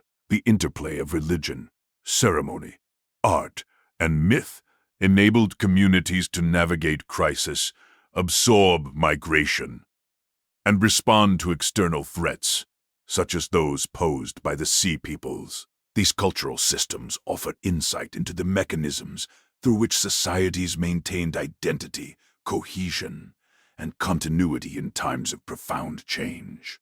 The late Bronze Age Mediterranean civilizations faced complex challenges to health and daily well-being, shaped by environment, nutrition, disease, and social organization. Populations contended with both endemic illnesses and the physical stresses of subsistence and labor-intensive lifestyles, while also adapting medical knowledge and practices to maintain survival under changing conditions, including periods of upheaval associated with the Sea Peoples. Nutrition played a central role in population health. Most communities relied on a mixed diet of cereals, legumes, vegetables, and domesticated animals, supplemented by wild foraged foods. In Egypt, for example, the Nile's fertile floodplains enabled consistent grain production, supporting relatively stable caloric intake. Conversely, in regions of Anatolia and the Levant, droughts and disrupted trade networks could lead to food scarcity, malnutrition, or famine. Archaeobotanical studies indicate a reliance on barley, wheat, and lentils, with supplementary foods such as figs, grapes, olives, and fish where available. Livestock, sheep, goats, and cattle provided protein, dairy, and secondary products like hides, though overgrazing and disease sometimes threatened their sustainability. Nutrition directly influenced resilience, as undernourished populations were more vulnerable to disease and less capable of labor or defense. Common diseases included gastrointestinal infections, parasitic infestations, and respiratory illnesses. Evidence from skeletal remains shows the prevalence of conditions such as dental decay, anemia, and degenerative joint disease, reflecting both diet and physically demanding labor. Epidemic outbreaks, though difficult to track precisely, may have been exacerbated by population movements, urban crowding, and trade-related exposure. Communities responded with both practical and ritualistic measures. Isolation of the sick, medicinal herbs, and ceremonial practices aimed at divine intervention or spiritual purification. Injury and physical stress were endemic to daily life.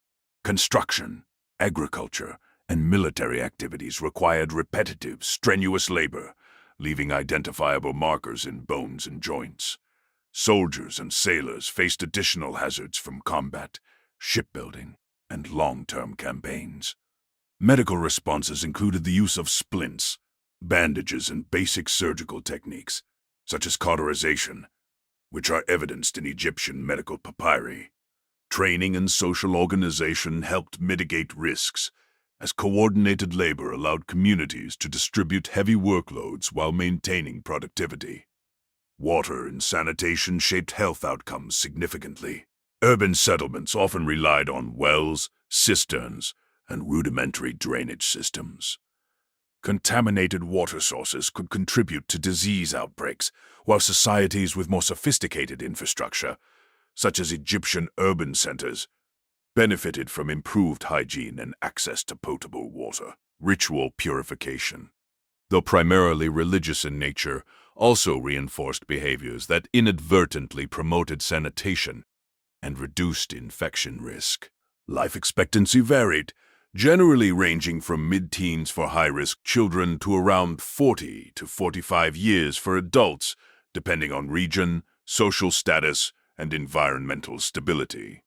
Mortality was higher among infants and children due to disease and nutritional deficiencies, while adults faced occupational hazards and epidemic disease. Archaeological analysis of burial patterns and skeletal remains indicates both high early life mortality and the development of strategies to care for the sick and elderly, reflecting adaptive social systems. Clothing and shelter also contributed to lifestyle and health. Garments made of linen, wool, and leather provided protection from environmental extremes, while housing, constructed from mud brick, timber, and stone, offered insulation and security. Communities adapted building materials and clothing styles to regional climates, balancing comfort, protection, and resource availability. Shelter design, including ventilation and spatial organization, influenced respiratory health and exposure to vectors of disease. Dietary supplements and medicinal practices were widespread. Egyptians, Hittites, and Levantine populations employed herbal remedies, mineral-based treatments, and ritualized medicine to treat common ailments. Texts like the Ebers Papyrus provide detailed accounts of plant-based and mineral compounds for digestive issues, pain management, and wound care. Such practices illustrate empirical knowledge, integrated with cultural and religious frameworks, bridging health, ritual, and societal cohesion. Mental and social well-being were equally important. Ritual, ceremony, and communal participation fostered cohesion, reducing stress during periods of external threat. Family networks, religious observances, and shared labor reinforced stability, ensuring that individuals received both physical support and psychological reassurance. Communities disrupted by raids, famine, or migration relied on these social structures to maintain resilience, illustrating the interplay between culture, health, and adaptation. In summary, the late Bronze Age Mediterranean was characterized by a complex interplay of nutrition, disease, labor, environment, and culture. Populations employed diverse strategies to sustain health and survival, blending empirical knowledge with ritual practice. The stresses of conflict, migration, and environmental fluctuation shaped both physical and social responses, demonstrating human adaptability in a period of profound uncertainty. The disruptions of the late Bronze Age, including the incursions of the Sea Peoples, left enduring legacies that shaped the social, political, and technological trajectories of subsequent civilizations. These events influenced settlement patterns, governance structures, trade networks, cultural practices, and population distribution, creating both challenges and opportunities for future generations. Understanding these long-term impacts illuminates the ways in which societies adapt, evolve, and transmit knowledge across time.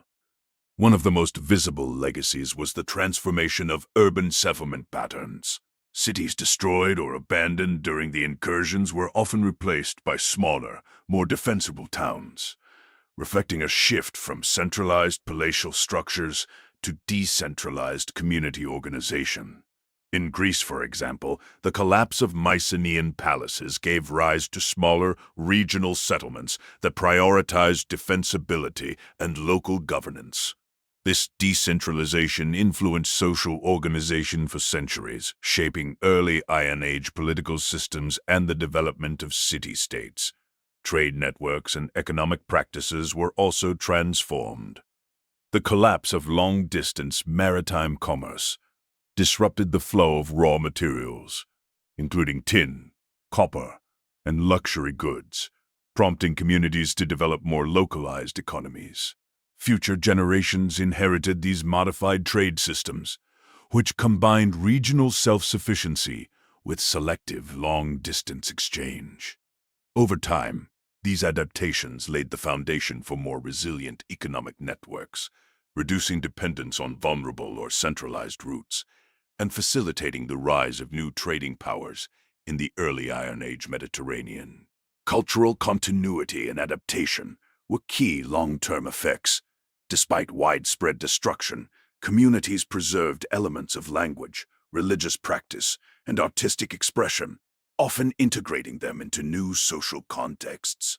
Religious and ceremonial practices, including temple rituals and festivals, persisted, providing continuity in identity and moral frameworks. These traditions influenced the beliefs and practices of later civilizations, such as Phoenician, Greek, and early Mediterranean cultures, demonstrating the durability of cultural systems, even amidst profound disruption. Technological knowledge and innovation were also transmitted to future generations. Techniques in metallurgy, agriculture, construction, and maritime engineering survived through migration, trade, and adaptation. Societies that absorbed displaced populations benefited from the transfer of skills and ideas, enabling the development of more efficient tools, fortified settlements, and navigational methods. The movement of peoples during this period facilitated cross-cultural exchange, which accelerated technological and social innovation across the Eastern Mediterranean. Social organization and governance underwent long-term transformation. The collapse of centralized palatial systems, particularly in Mycenaean Greece and the Hittite Empire, prompted experimentation with decentralized leadership, regional autonomy, and community-based decision-making. These adjustments shaped political evolution for centuries, influencing the structure of early Iron Age city-states, federated polities, and later classical institutions. By learning from the vulnerabilities of hierarchical systems, future societies developed more flexible governance structures, capable of responding to both internal and external pressures. Population mobility during this period also had lasting demographic effects. Migrations caused by destruction, famine, or environmental stress redistributed people across the Mediterranean. New settlements often integrated displaced populations, leading to cultural blending, linguistic exchange, and expanded genetic diversity. These demographic shifts laid the foundation for evolving social networks and facilitated the emergence of hybrid communities that would influence the political and cultural landscape for generations. Knowledge preservation and historiography were indirectly shaped by these disruptions.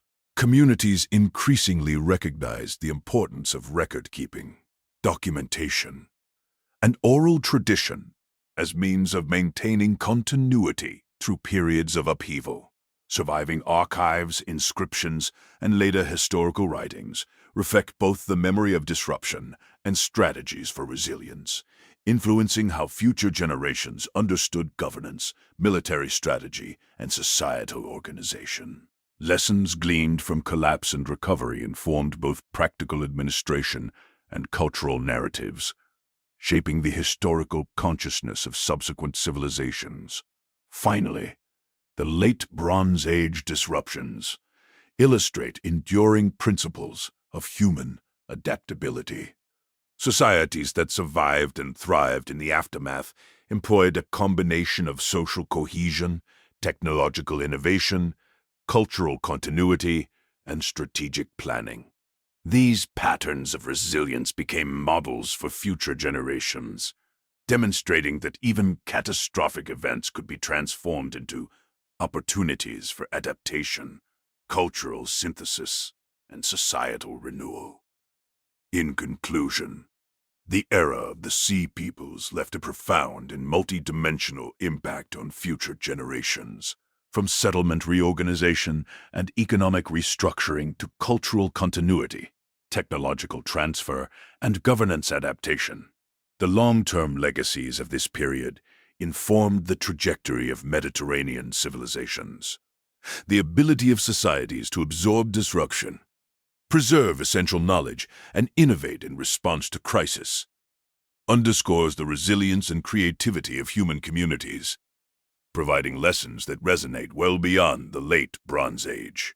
The Late Bronze Age Mediterranean, marked by the arrival of the Sea Peoples and widespread societal disruptions, offers numerous lessons for understanding human resilience, adaptation, and the complex interplay of environmental, social, and political factors.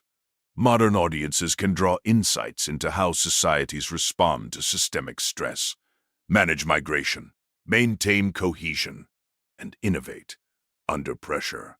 These lessons extend beyond historical curiosity, offering relevant frameworks for thinking about contemporary challenges such as climate change, economic instability, and cultural exchange.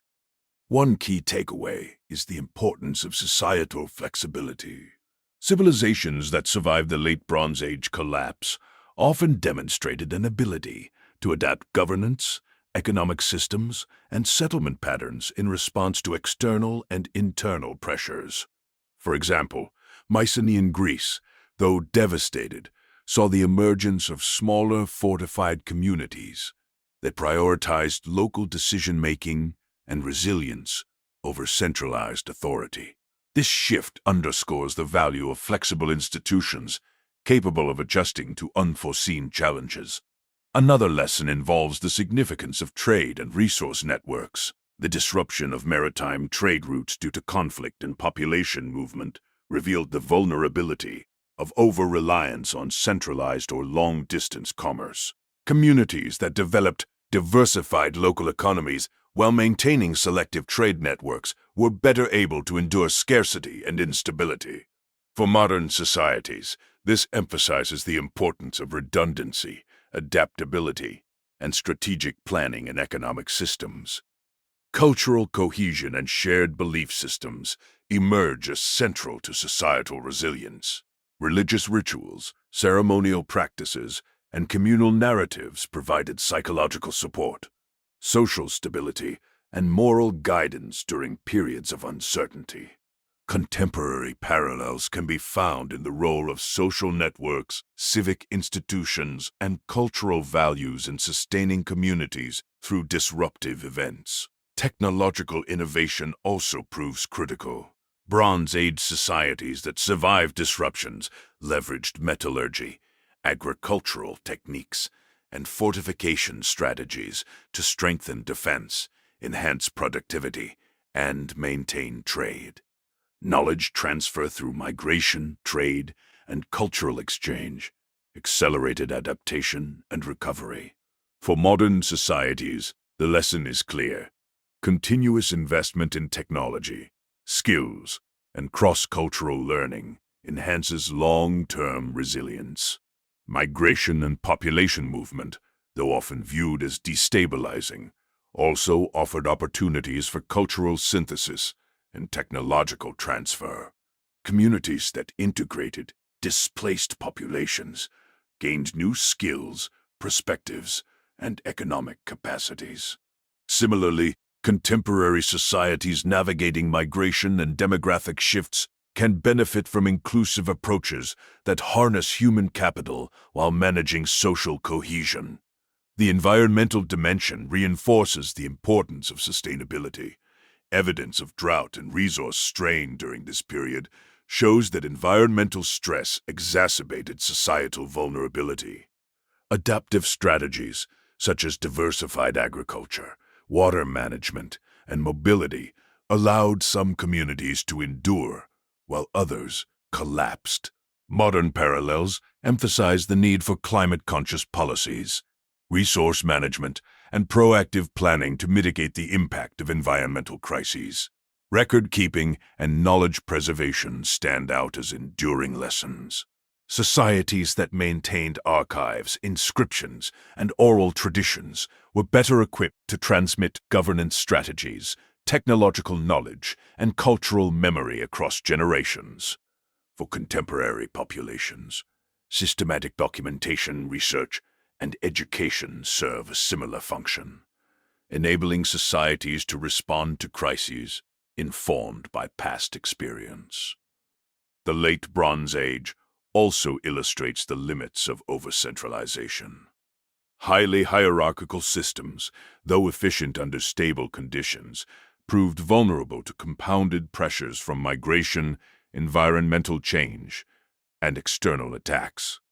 Decentralized networks, local governance, and adaptive leadership provided more durable structures.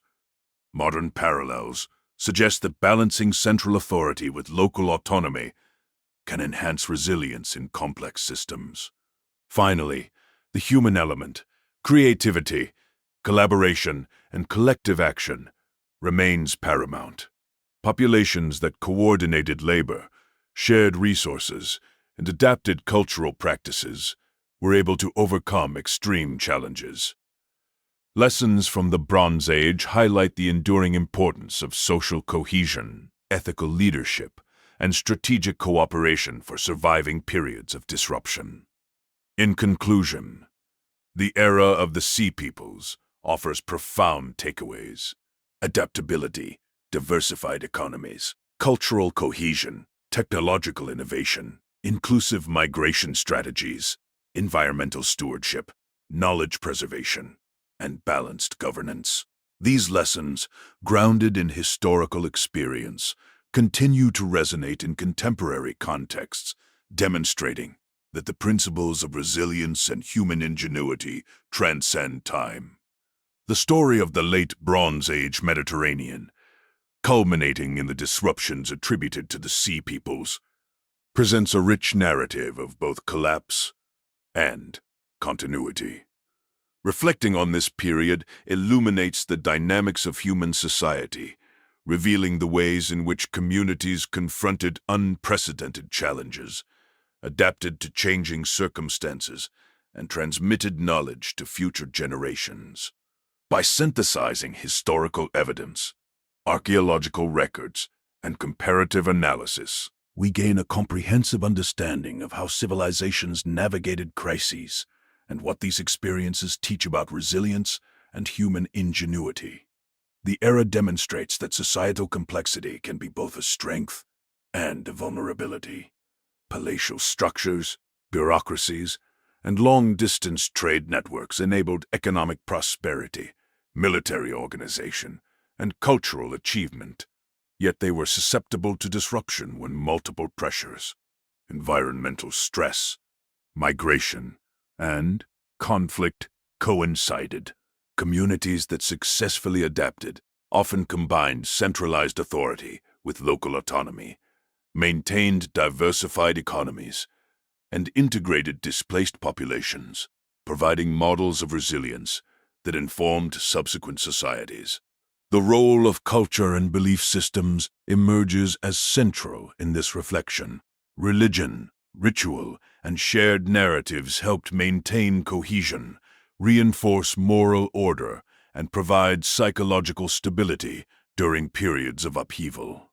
Artistic expression, temple architecture, and ceremonial practice offered tangible reinforcement of community identity, ensuring continuity despite structural collapse.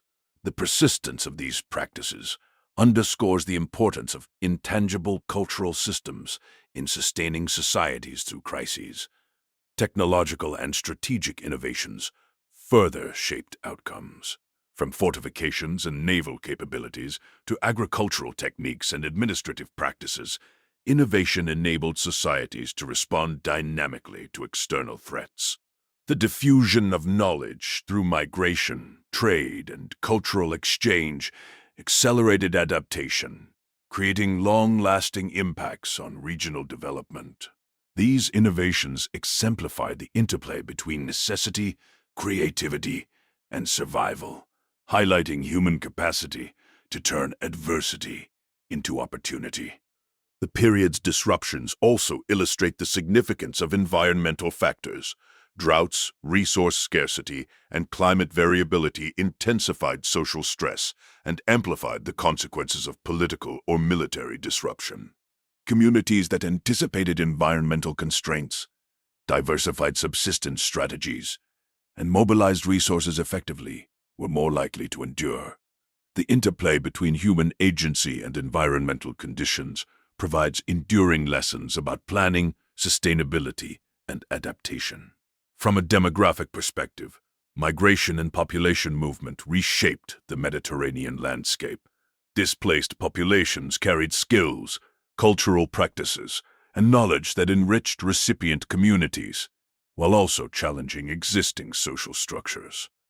These movements illustrate the dual role of migration as both a disruptive force and a catalyst for innovation, emphasizing the importance of integration, collaboration, and cultural exchange in maintaining societal stability. reflecting on the Sea People's era, also highlights the value of historical documentation.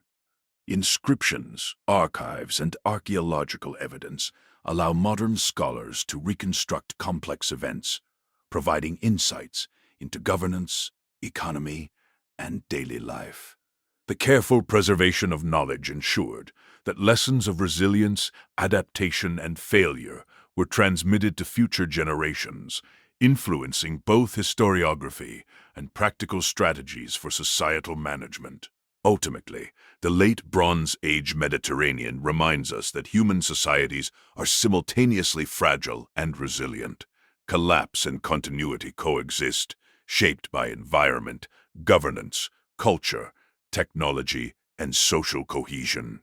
By studying this era, modern audiences gain a nuanced appreciation of how communities navigate uncertainty, absorb disruption, and innovate to survive.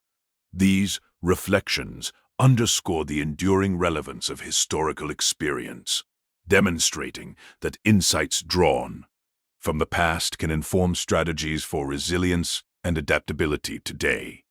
The final image of the late Bronze Age narrative invites contemplation of both human vulnerability and ingenuity. One can envision a coastal settlement at dusk, fortified walls partially in ruin, smoke rising from abandoned structures, yet children playing safely within the remaining enclosures, elders tending gardens, and ships anchored in a quiet harbor. This visual symbolizes the duality of destruction and continuity, where traces of collapse coexist with the beginnings of regeneration. Observers are left to consider the human capacity to rebuild, adapt, and carry forward lessons from past adversity. Across the Mediterranean, remnants of palaces and temples stand as silent witnesses to the ambitions, triumphs, and failures of long-gone civilizations. The juxtaposition of monumental architecture with evidence of abandonment evokes questions about the impermanence of human constructs and the resilience of culture itself. Though armies, rulers, and empires may fall, human knowledge, innovation, and community survive, transmitted through memory, artifacts, and adaptive practice. The Sea People's era reminds us that societal transformation is continuous, shaped by both challenge and response. Maritime imagery offers another layer of reflection. Ships once used for trade, warfare, or migration now rest in sunlit waters, emblematic of both human exploration and displacement. These vessels represent the mobility of people, goods, and ideas, emphasizing how interconnectedness can be both a source of strength and a point of vulnerability. The visual of a calm sea, reflecting golden light, invites contemplation of historical cycles. Expansion, disruption, adaptation, and renewal. The human figure remains central to this imagery. Individuals navigating abandoned streets, tending fields, or performing rituals in quiet temples illustrate resilience at a personal level. These moments highlight the continuity of daily life even amidst broader societal upheaval, emphasizing that human endurance is rooted in small, consistent acts of survival, care, and cultural preservation. Observers are encouraged to reflect on how ordinary lives shape history as profoundly as monumental events. Natural landscapes punctuate the scene, reminding viewers that the environment remains a constant and influential force. Fertile river valleys, rugged mountains, and strategic harbors frame human activity, illustrating the interplay between geography and societal development. These landscapes invite reflection on the constraints and opportunities presented by nature, both in antiquity and today, reinforcing the relevance of environmental stewardship. Ultimately, the closing visual encourages a meditative perspective on history. Viewers are left to ponder, how do societies endure when structures fail? How does knowledge survive when empires fall? What lessons can we draw about resilience, adaptation, and the human capacity for renewal? By blending architectural ruins, natural landscapes, maritime elements, and human presence, this imagery encapsulates the enduring dialogue between challenge and response that defines the late Bronze Age Mediterranean and resonates across time. This documentary presents an interpretation of historical events based on available evidence and scholarly research. While care has been taken to ensure accuracy, some aspects of the late Bronze Age and the Sea Peoples remain the subject of academic debate. The content is intended to educate and engage viewers about the challenges, culture, and innovations of ancient civilizations. Visual reconstructions are based on archaeological findings, historical records, and logical inference, not speculation or fiction. Audience understanding may evolve as new discoveries emerge, and this documentary aims to reflect the best current knowledge. Viewer discretion is advised for interpretations of conflict or societal collapse.